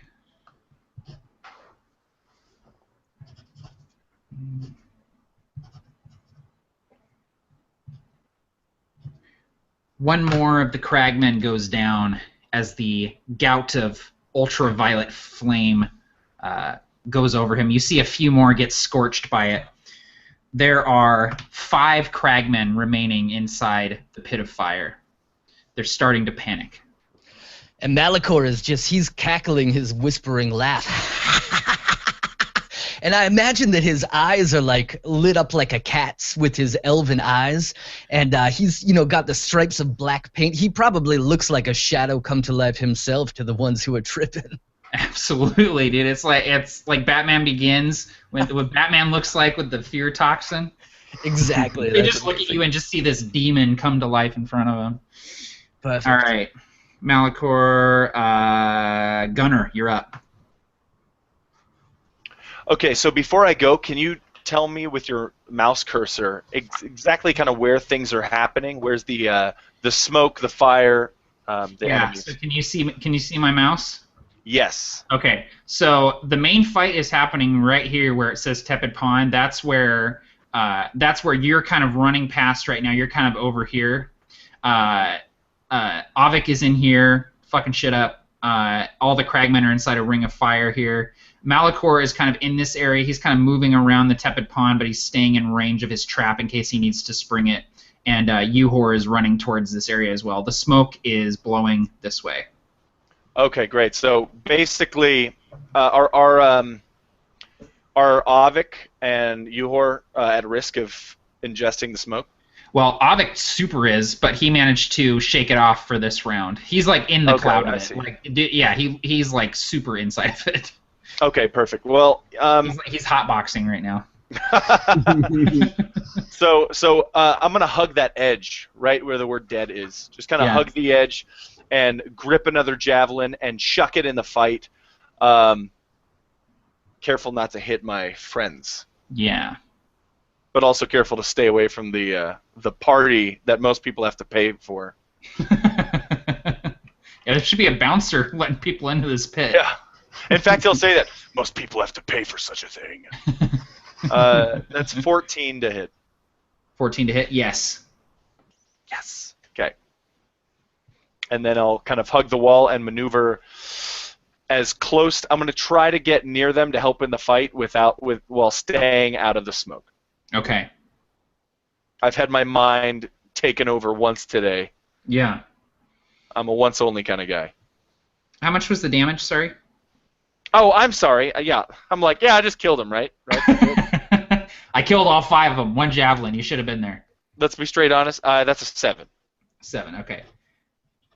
Another cragman goes down. 4 remain. Sweet. The javelin just flies through his throat, just all the way, and then sinks into the sand, and he just falls down. He goes down, just gargling blood. Perfect. All right. Avik, you are up. You are muted. All right, so I'd Take like a drink to say every that I time would, Nate's muted.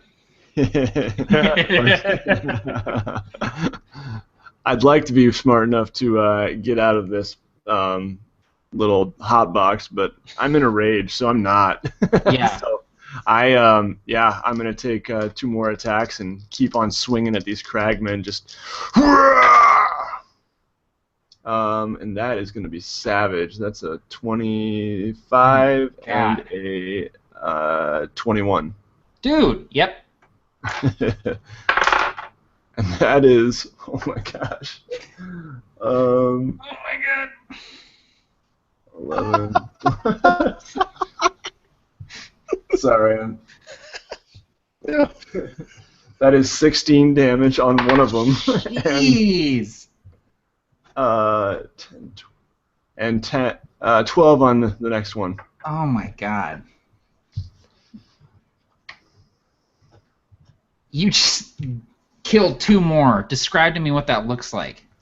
Alright, so yeah, I'm imagining that this time I swing wide and I slash one's belly, and on the same swing, actually, I just catch the next one and up towards his head and just hit him right here, and just send them both flying.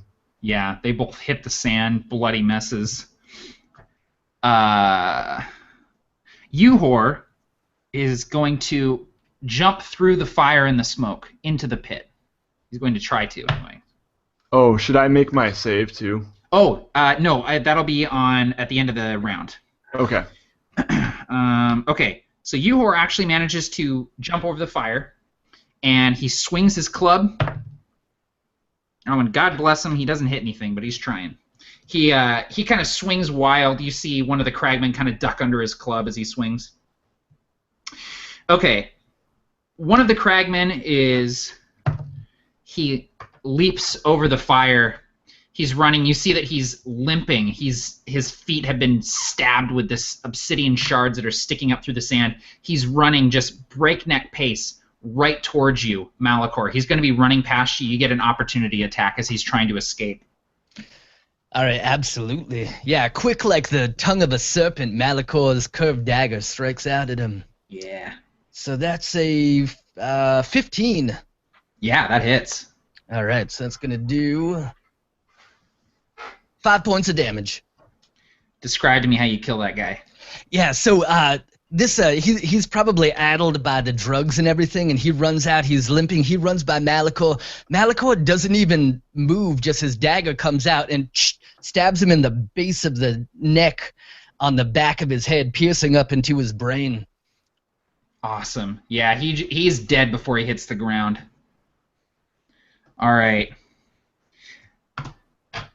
The remaining cragman, duking it out with you, Avik. He manages to hit you. 6 bludgeoning damage as he drives his club into your chest. You feel one of your ribs crack. I cry out.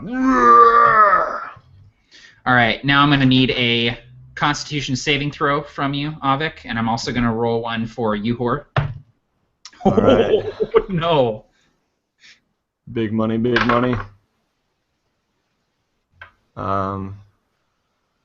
That's a 18. 18? Oh, man. Yeah, you manage to again stave off the effects of the spook shrub. Your vision is a little bit fuzzy. You feel it in your lungs. You feel that your limbs feel lighter, but you are staving off the mental effects of the hallucinogens. I built up quite a tolerance that night. Yeah, in the I was just brothel. gonna say this is not your first rodeo. This isn't your first time inhaling copious amounts of magic weed inside a burning ring of fire, because this is Kror. Uhor is not so lucky. He takes in great gulpfuls of this smoke, and you see him just kind of teetering on his feet. The club goes slack in his hand. He's just kind of wavering, standing there looking blankly at the fire. He seems fascinated by the fire all around him, and he starts moving towards it. Okay, one cragman remains in the middle of the pit. He's just cracked a couple of Avic's ribs with his giant great club. Malachor, you're up. Malachor reaches down slowly and methodically down to one knee and picks up some of the red sand at his feet, and he tosses it lackadaisically, and it shoots forward sort of in a swirling vortex, forward, into the area where this Donnybrook has gone down. And everybody in there is probably feeling some of the effects of the drugs one way or the other, but all of a sudden starts to feel this intense lethargy overtake them. I'm going to cast Sleep. Awesome. So that's 6, 10, 17, 18, 24. So 24 hit points of creatures will fall asleep. The lowest hit points first. Right. That's what I said.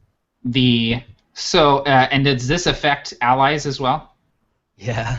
Okay. So let's see here. So 10 points of hit points, or 10 points worth of hit points, go to the remaining cragman. He drops to the floor. Okay. 8 more go to Uhor. So that leaves what? 4? 6 left. 6 left. So, and that how many hit points do you have left, Avik? I have 26. Okay, so you're good. You get a little sleepy, but it might just be the spook shrub, man. You're fine.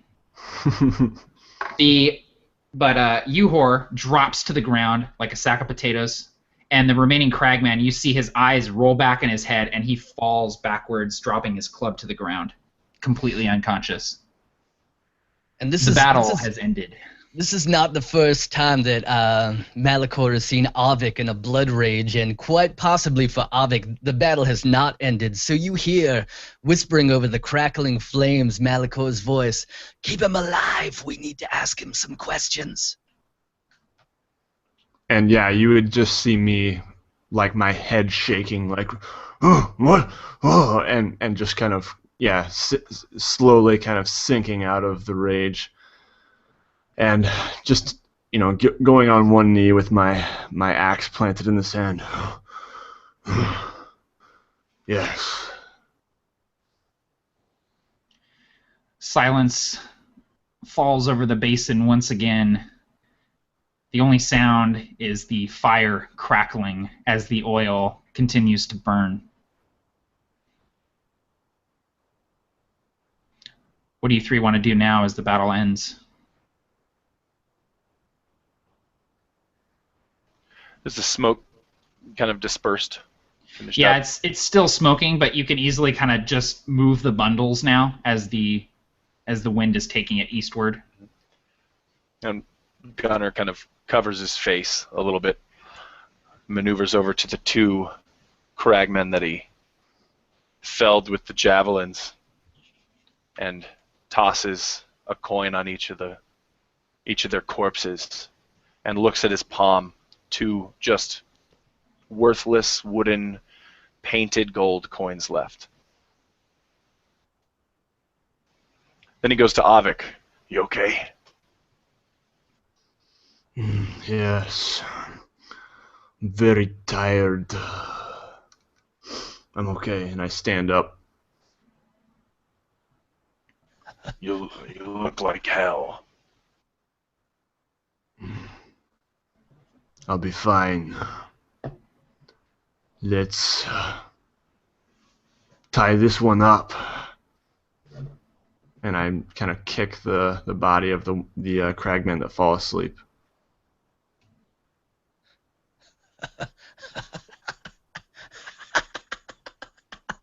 I can't believe that worked. 4 against 14.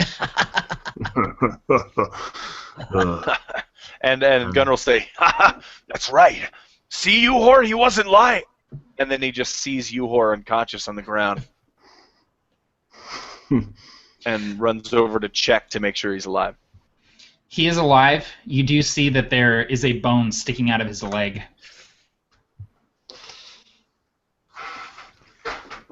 Malachor, is there anything you can do for him? I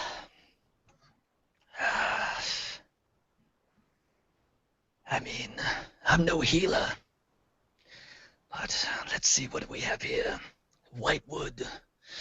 Yeah, you'll see Malachor he's gonna start collecting stuff. He's gonna take a little bit of the coal. He's gonna scrape off some of the sap from the wood trees, and probably mix in a little bit of the trippy weed too. I'm not an herbalist, but I am skilled in knowledge nature. So I'm gonna try to make something that will keep the infection from spreading, I guess. That's about all I could do for him, really. Yeah, and if you have any medicinal skill, Malachor, you can roll your medicine. So you guys will know that Malachor is bright, but he doesn't have any practical knowledge of the world because he grew up on the sea. Right. Like he couldn't even start a fire. You know, I mean, he can start a fire, but if you gave him a tinderbox, he wouldn't even know what to do. Right. Theoretically, he understands it because I have a +5 in nature, but I have a -1 in survival. So yeah, I mean, he produces this paste. That's the best I got. Gunnar would take it and kind of apply it because it's better than nothing. He has very minimal medicinal experience, also just in basically patching himself up. And I'm going to go ahead and drop my D20 on the floor. Mm-hmm. Perfect. Oh, God. It's a 7. Yeah. So. What about you, Avik? Do you have any healing experience here? I mean, I'm not proficient in medicine. Yeah. I feel like I probably would not. Yeah, I'm not even gonna roll. I'm just. So you apply my this, shoulders. Yeah, you apply this paste that Malachor made up for him, and you know that'll keep it from getting infected. It'll keep the dust and the dirt and the grime out of the wound. But you know that he's also not going to be walking on this leg. It's a compound fracture sticking out of his leg, and none of you have the expertise to be able to set it and splint it. So he's probably not going to be walking on this leg again. The cragman that you put to sleep, he's laying on the ground, his club out of reach. You hear him kind of groaning in his sleep. The fire by this point now is all but burned up that oil. It's starting to dwindle. Does anybody have some rope? We need to tie him up. Would I have any more of that kind of hemp left that Uhor gave me? Yeah, you probably do, but you know that it's not going to be strong enough to keep a cragman from just ripping it apart. Gotcha. Malachor actually, as upon the mention of it, pulls out a braided rope from his pack. Okay. Let's tie him up, and I take the rope and just kind of I put him on his belly and tie his hands behind his back. Perfect. Yeah, he's restrained. And after a few minutes, he starts to stir and wake up. You hear him kind of muttering into the sand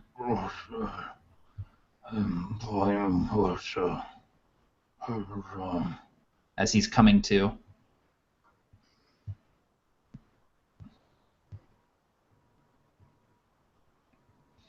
What do you guys want to do as he's waking up? I would ask him, where is the boss bitch.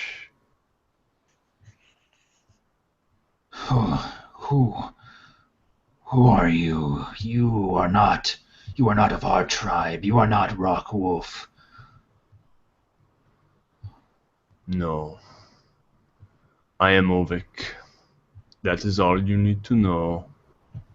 And I am your only hope to stay alive. No. I'm as good as dead now. Boss bitch does not accept failure. So you gotta ask yourself one question. Do you wanna go peacefully, or live the rest of your very short life in excruciating pain? Give me an intimidate check with advantage. Alright. Advantage.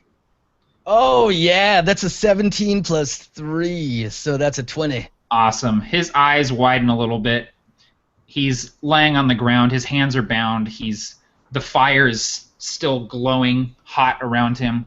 He has these 3 men standing over him who have just killed 14 cragmen in under a minute. Just completely decimated this party of guys. And as you speak these words, he says, You will let me go peacefully if I answer your questions.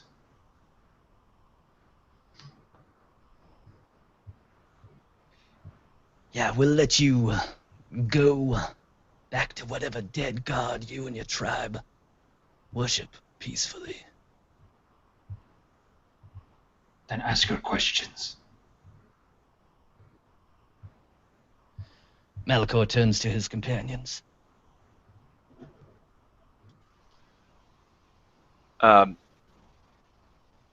He would see a gladius, just a point, appear right in front of his face, and Gunnar says, Start with the big man's question.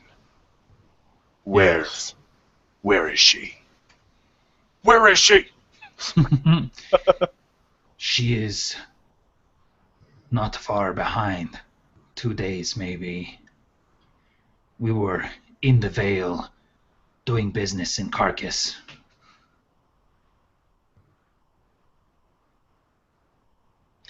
She will be here. She will kill you all.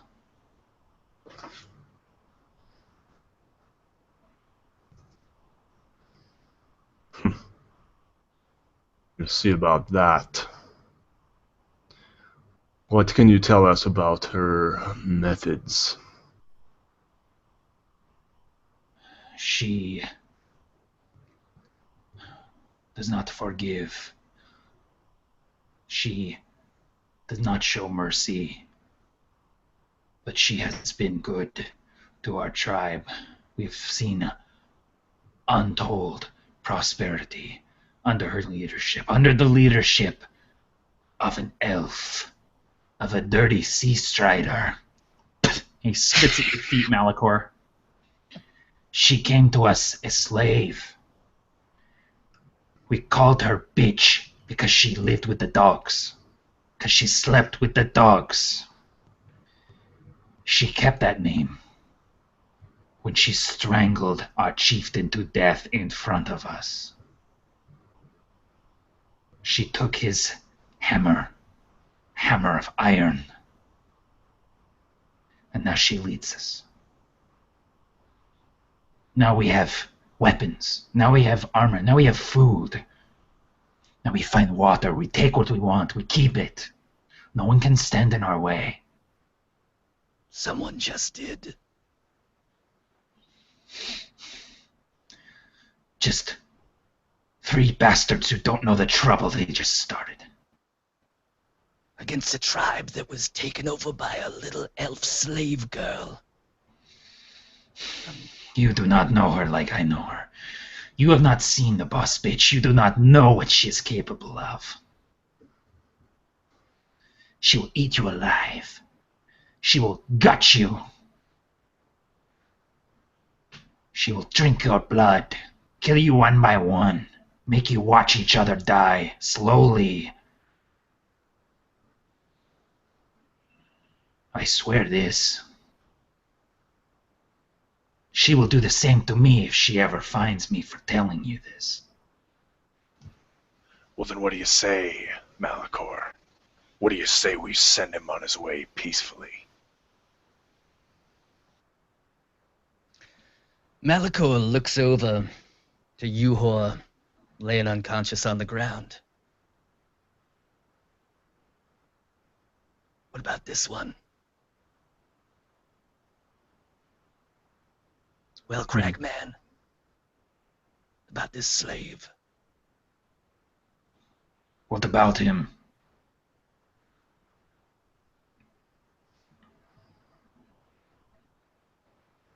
What do you want to know?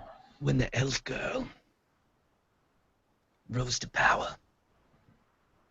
how does she treat the slaves now? She treats them like animals. She keeps them apart. She does not let them learn. She does not let them train.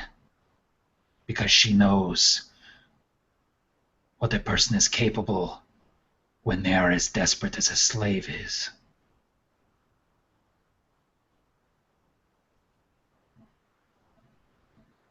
She treats them like dogs. Yes.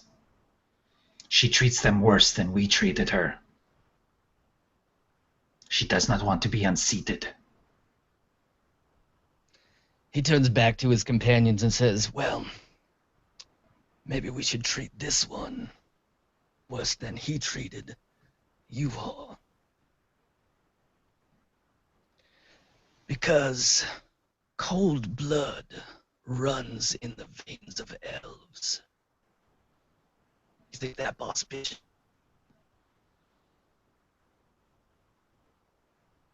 Oh, you cut out, Locrius. Are you there? Uh-oh. He was about to say something really dope, too. Mm-hmm. I know he was about to say something amazing. Damn it. Hopefully he comes back. Oh. Take a 2 minute. Yeah, we'll take a 2-minute break. I do want to. So we're almost getting to the 4-hour mark, and I don't want to rush the next 2 days. I'm thinking we might do a part 2. Yay! Are you guys down with that? Yeah. It would probably have to wait until after Christmas because we have Provokers next weekend. And Group 2 is going to be pissed because they're going to have to wait a little bit longer to play their game. But I'm having a blast, and I don't want to rush it, and I would love to play out the next couple days with you guys because it's just been an absolute blast. I'm so down with that, man. Cool. This has been fun. This world is really cool to play in. It's fun to DM, man. It's a totally different experience. Absolutely. Yep, it's awesome. I would love to do part 2, so. Cool. And I know it's getting to, 1 o'clock in the morning where you are, Nate? Yep, although it does not feel like it. Yeah. Okay, so because Kror. Because Kror. Yeah, I'm sure he'll come back in a minute. But yeah. Yeah, dude, this freaking gaming gets me wide awake. So especially this game, dude. I know. Like, I can never sleep. Like after a Provokers game, I can't sleep afterwards because I'm too wired and I just want to play more. Okay, All right. Locrius says he'd be down for part 2 in the chat. Okay. So. Okay, cool. Is he I think down we should and out? I don't think so. We should definitely wait for him to come back. Yeah, we can wait. Yeah.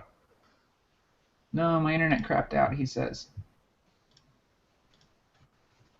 Oops, I accidentally opened up Excel for some reason. Dude, the Bit by the Melvins just came on. Oh my god, that song is just one of the heaviest songs. The Melvins. That's rad. Dude, the Bit is just... Are you familiar with that song, Barker? No, I'm familiar with the Melvins, but I'm not familiar with that song. The Bit is like... It has the heaviest riff ever. It's just like... Oh, it's so good, man. It gets me going every time. It's perfect for Kror. Listening now. Yeah, dude, this freaking game got me wide awake. I'm all for a part 2, and I'm probably gonna be awake for a long time after this because of it. I'm gonna play some Heroes of the Storm or something. Yeah. All right. Well, I'm gonna take this opportunity to use the bathroom really quick, and then we'll come back. and wrap up this scene, and we'll do a part 2. Cool. Yep. Sounds Awesome. good. Okay, I will be right back. 2-minute break.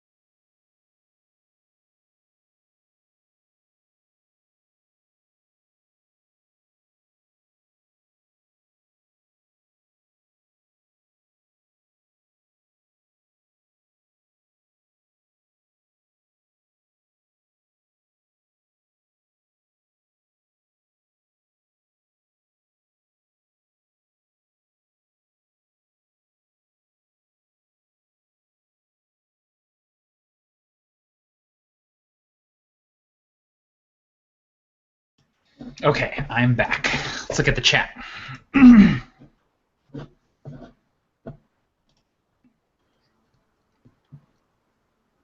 Indeed. Oh, Michael Sham's in the chat. He says, can't wait to play. Dude, I can't wait for you to play. I guess I can talk about that because I haven't talked about Group 2. So Group 2 is going to be Tim and James Carney. It's going to be Lloyd, Jarl DM, and Michael Sham, a.k.a. Mike the Piper. The session's going to be called The Black River, and it's going to involve some of the Dragonborn broods of Kror, and it's going to be awesome. So those guys are going to play too. And Marquise is here, and he says, hashtag Group 3 hopeful. Dude, Marquise, you know I'm getting you in here, man. I gots to. I'm already thinking about who's going to be Group 3, so don't worry about it, man. And I'm already thinking, like, I want to run a game in Kror sometime. This is awesome. Dude, absolutely, and I'm super pumped to potentially come out with some stuff through Absolute Tabletop for Kror. So yeah, I want to do like, I don't know if you're familiar, Nate, with Keep on the Borderlands. It's a classic D&D module, but it's like it's a total sandbox where it lays out locations for you in this region. It has roll tables for everything. Like if you're in this location, here's like rumors, here's plot hooks, here's like stuff that you can buy in the market there, stuff like that. And then it has like a dungeon area and stuff like that. I want to do that with Kror. And have an area of Kror and have like a city and then like a dungeon area and like just a bunch of cool stuff that you can find there, different rumors that you can follow, and just have a bunch of cool like items and stuff like that there. So I think it'll be pretty cool. And people can just straight up just run it like a Keep on the Borderlands, like total sandbox, have everything they need to run like 2 or 3 sessions in Kror. So yep, I think it'll be pretty cool.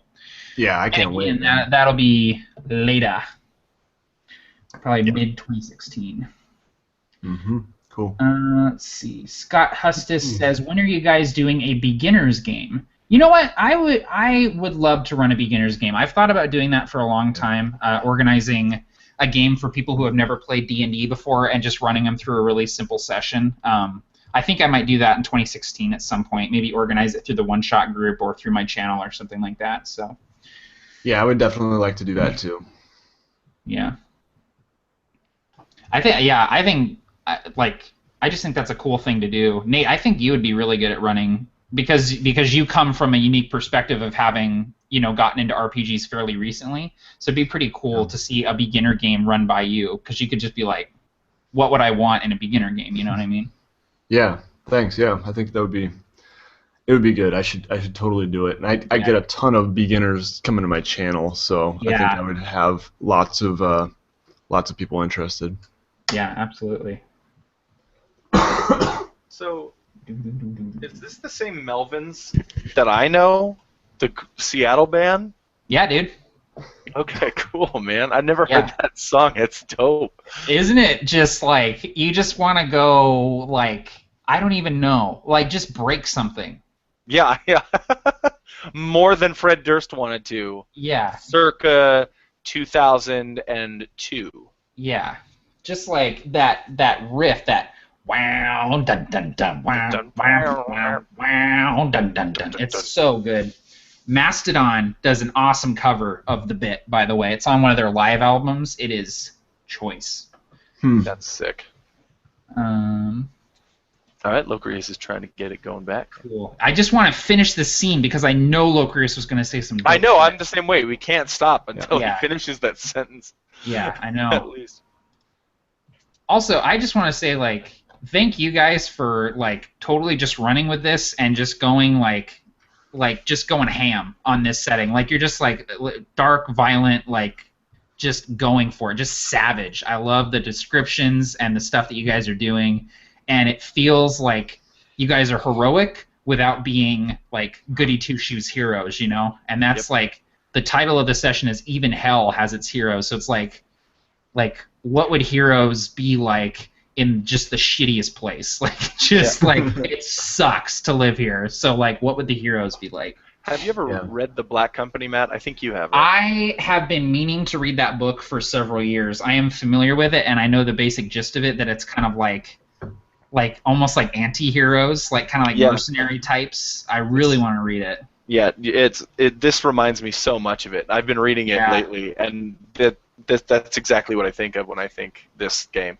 I really need to read it. Locrius is back, yes! Yo! Oh my god. I didn't think it was gonna happen. Did you have These to make damn vacuum tubes, man. A quick ritual sacrifice to get your internet back on? Yeah, man, this was low tech. It was like a rain dance up in here.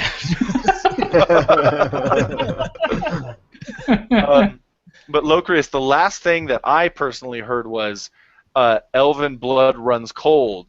So insert something badass here. So man, I talked for a while and I was like, man, Matt's face hasn't changed. Am I messing this all up? So what we're gonna do? We're gonna finish out this scene, Locrius, and then we're gonna do a part 2. I think we all are totally game to do a part 2, probably sometime in January. So, dude, let's finish this scene. I know you're about to say some dope ass shit, so let's get into it. All right, let's see if I can get back into it. Yeah. So I'll say Elven blood runs cold. Tell us everything you know, or we'll flay your flesh from your body and roast you slowly alive. How many of you are there? There are more than 200. Probably close to 300. We have been absorbing some of the smaller tribes. Boss Bitch thinks we can control the Shattered Spine. That is our goal.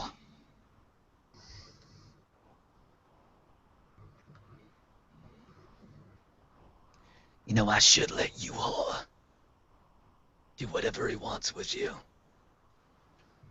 The horrors you visited upon him probably be nastier than anything we could come up with, eh, boys? Most certainly.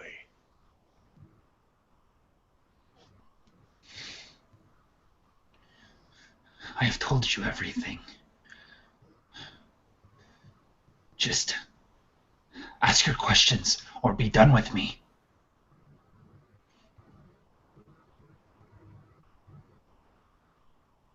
The rest of your tribe's all cragsmen? Yes. Boss Bitch is the only one. The only elf among us. You ever tussle with the Scalebacks? The Scions of Kilroth ever come your way? Yes. They have warred with us. But they are too busy fighting among themselves to pose any significant threat. We drove off a few of the a few of the shadow scales 2 seasons ago. They fought fiercely, but they fought on our turf. So we drove them from the shattered spine.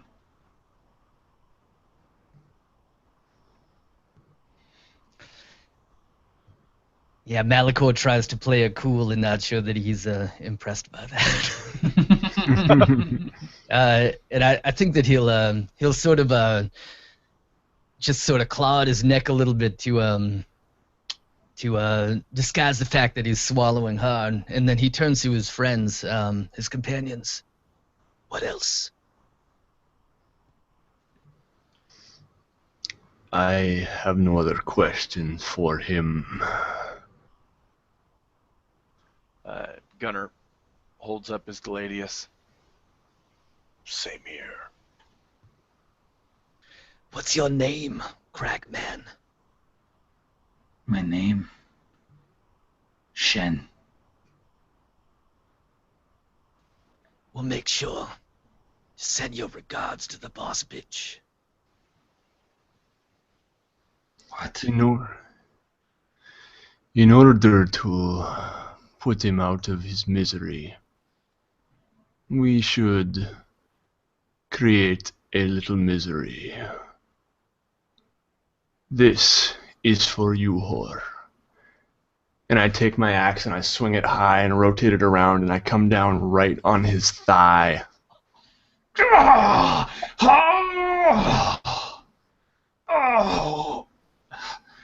And the Gladius enters in the other thigh. Why are you doing this? I have told you everything. Don't worry. It will be quick. Make it quicker. Kill me and be done with it, you bastards. And yeah, as he's saying, kill me and be done with it, I think that his voice is gonna trail off, because as soon as Avik gave the go-ahead, the curved dagger comes up underneath the back of his mandibula, up into his brain, and ends his life. As the blade pierces through, he says, Be done with it. and his face just goes vacant. His body goes slack. And his eyes glass over. And as you're standing over him, you see Scion above you moving its way across the sky, reflected in his eyes. And a small wooden coin lands in front of his face. Yuhor stirs behind you. He starts to sit up and then groans as the pain becomes evident in his leg from the compound fracture. Oh, shit. Oh. We did it. What did we tell you? Of course we did. But more will come. More will come soon. And he starts to stand up, wincing. He says, Help me up. We have work to do. and that is where we will end our session for tonight. Awesome. Badass. Awesome, guys. Oh, that was so much fun. That was awesome. That was great. Yep. I almost said I want to live in Kror, but I really don't. Yeah. It's almost like saying, "Oh my God, I wish." Awesome. Yeah, it's awesome. It's almost like being like, "God, I wish Pokemon were real," but you don't actually, because it'd be Yeah. entirely fucked up. Like, Exactly. It'd be really weird. So, I had an absolute blast. We will talk amongst ourselves and schedule another game, a part 2, to close out. Even Hell has its heroes, and again, like I said, there's going to be a second group that's going to be playing a session or two, and potentially a third group down the line. And then I kind of want to open it up to people on the one-shot group and get some new blood in here. I want to thank these guys. This is my first foray into this setting that I've been working on. These guys are the first pioneers of Kror, the first to walk the Bloodstained Moon, and they will forever be remembered in the songs of the heavy metal bards of Kror. So I'm gonna throw it over to these guys to do their outros. Barker, go ahead. Thanks, Matt, for running this. You mentioned earlier that this was your first kind of, like you just said, your first forte, but also your first forte into doing like a survival-based, exposure-based feel. And the entire time I felt out of time, out of water. Like it was fun, and that was really cool. Also, yeah, Locrius, Nate. That it was a blast playing with you guys. When the question arose, like, we gonna do a part 2? I was like, yeah, I want to do part 3. No, part 2, just two. We don't have time. Nobody here has time. But yeah, my name is Barker. I run the YouTube channel BeABetterGameMaster. I'm also 1/4 of AbsoluteTabletop.com. Next Friday, actually this coming Friday, my 3rd supplement will be out, in which we will make you a better weapon master. And so that's going to be fun. That one's been fun to make. So thank you very much for tuning in. That's really cool. Again, thank you, Locrius, Nate, and especially Matt. Thank you, man. All right, Locrius. Oh, man. Guys, thank you so much. This was really an absolute blast. You know, one thing, like partway through when we were looking at the map and doing the tactical combat, it's tough to do, like, you don't want to do a grid-based game in Theater of the Mind, but it just worked so well with having the map, knowing where we were positioned. I felt like it was a really tactical game, but it was totally immersive the whole time, which I feel like sometimes playing with the minis gets away with. So that was just amazing. I absolutely love this setting. I fell in love with this setting when I first saw you post anything about it, and it did not disappoint. It was absolutely amazing. She couldn't ask for 2 better players. It was great. It was just great, man. I had an absolute blast. It was fantastic. You got to make a supplement out of this. Absolute Tabletop has to put out at some point a Kror supplement, because I'm gonna be the first to buy that. I will, man. I think you actually dropped, but both times I talked about it, I am working on a Kror supplement. It's gonna come out sometime in 2016. So, and it's gonna be inspired by Keep on the Borderlands. So you're gonna love it, dude. You're gonna love it. All right, Nate. Yeah, my name is Nate. I have the channel WASD20, and you can find me on WASD20.net. And this was amazing. And anyone out there who's watching this in mid-2016 or later, go to AbsoluteTabletop.com right now and get yourself Kror! Also, Nate just finished his map-making tutorial on WASD20. Oh, it's so good. Everyone should check that out. Yeah. Well, thank you. Dude rocks those maps, man. And well, again, you guys are awesome. This is great. I am Matt. I have been your Dungeon Master. I run this channel, A Fistful of Dice, and I am another quarter of AbsoluteTabletop.com. Do not miss Session 13 of the Provokers next Sunday at 4:30 Pacific Standard Time. The Provokers are going to be dealing with some centaurs, man. It's going to be cool. I had a blast running this game. Again, so thankful for these 3 guys for joining me tonight. Thank you all for watching, and we'll catch you next time. Thanks, guys.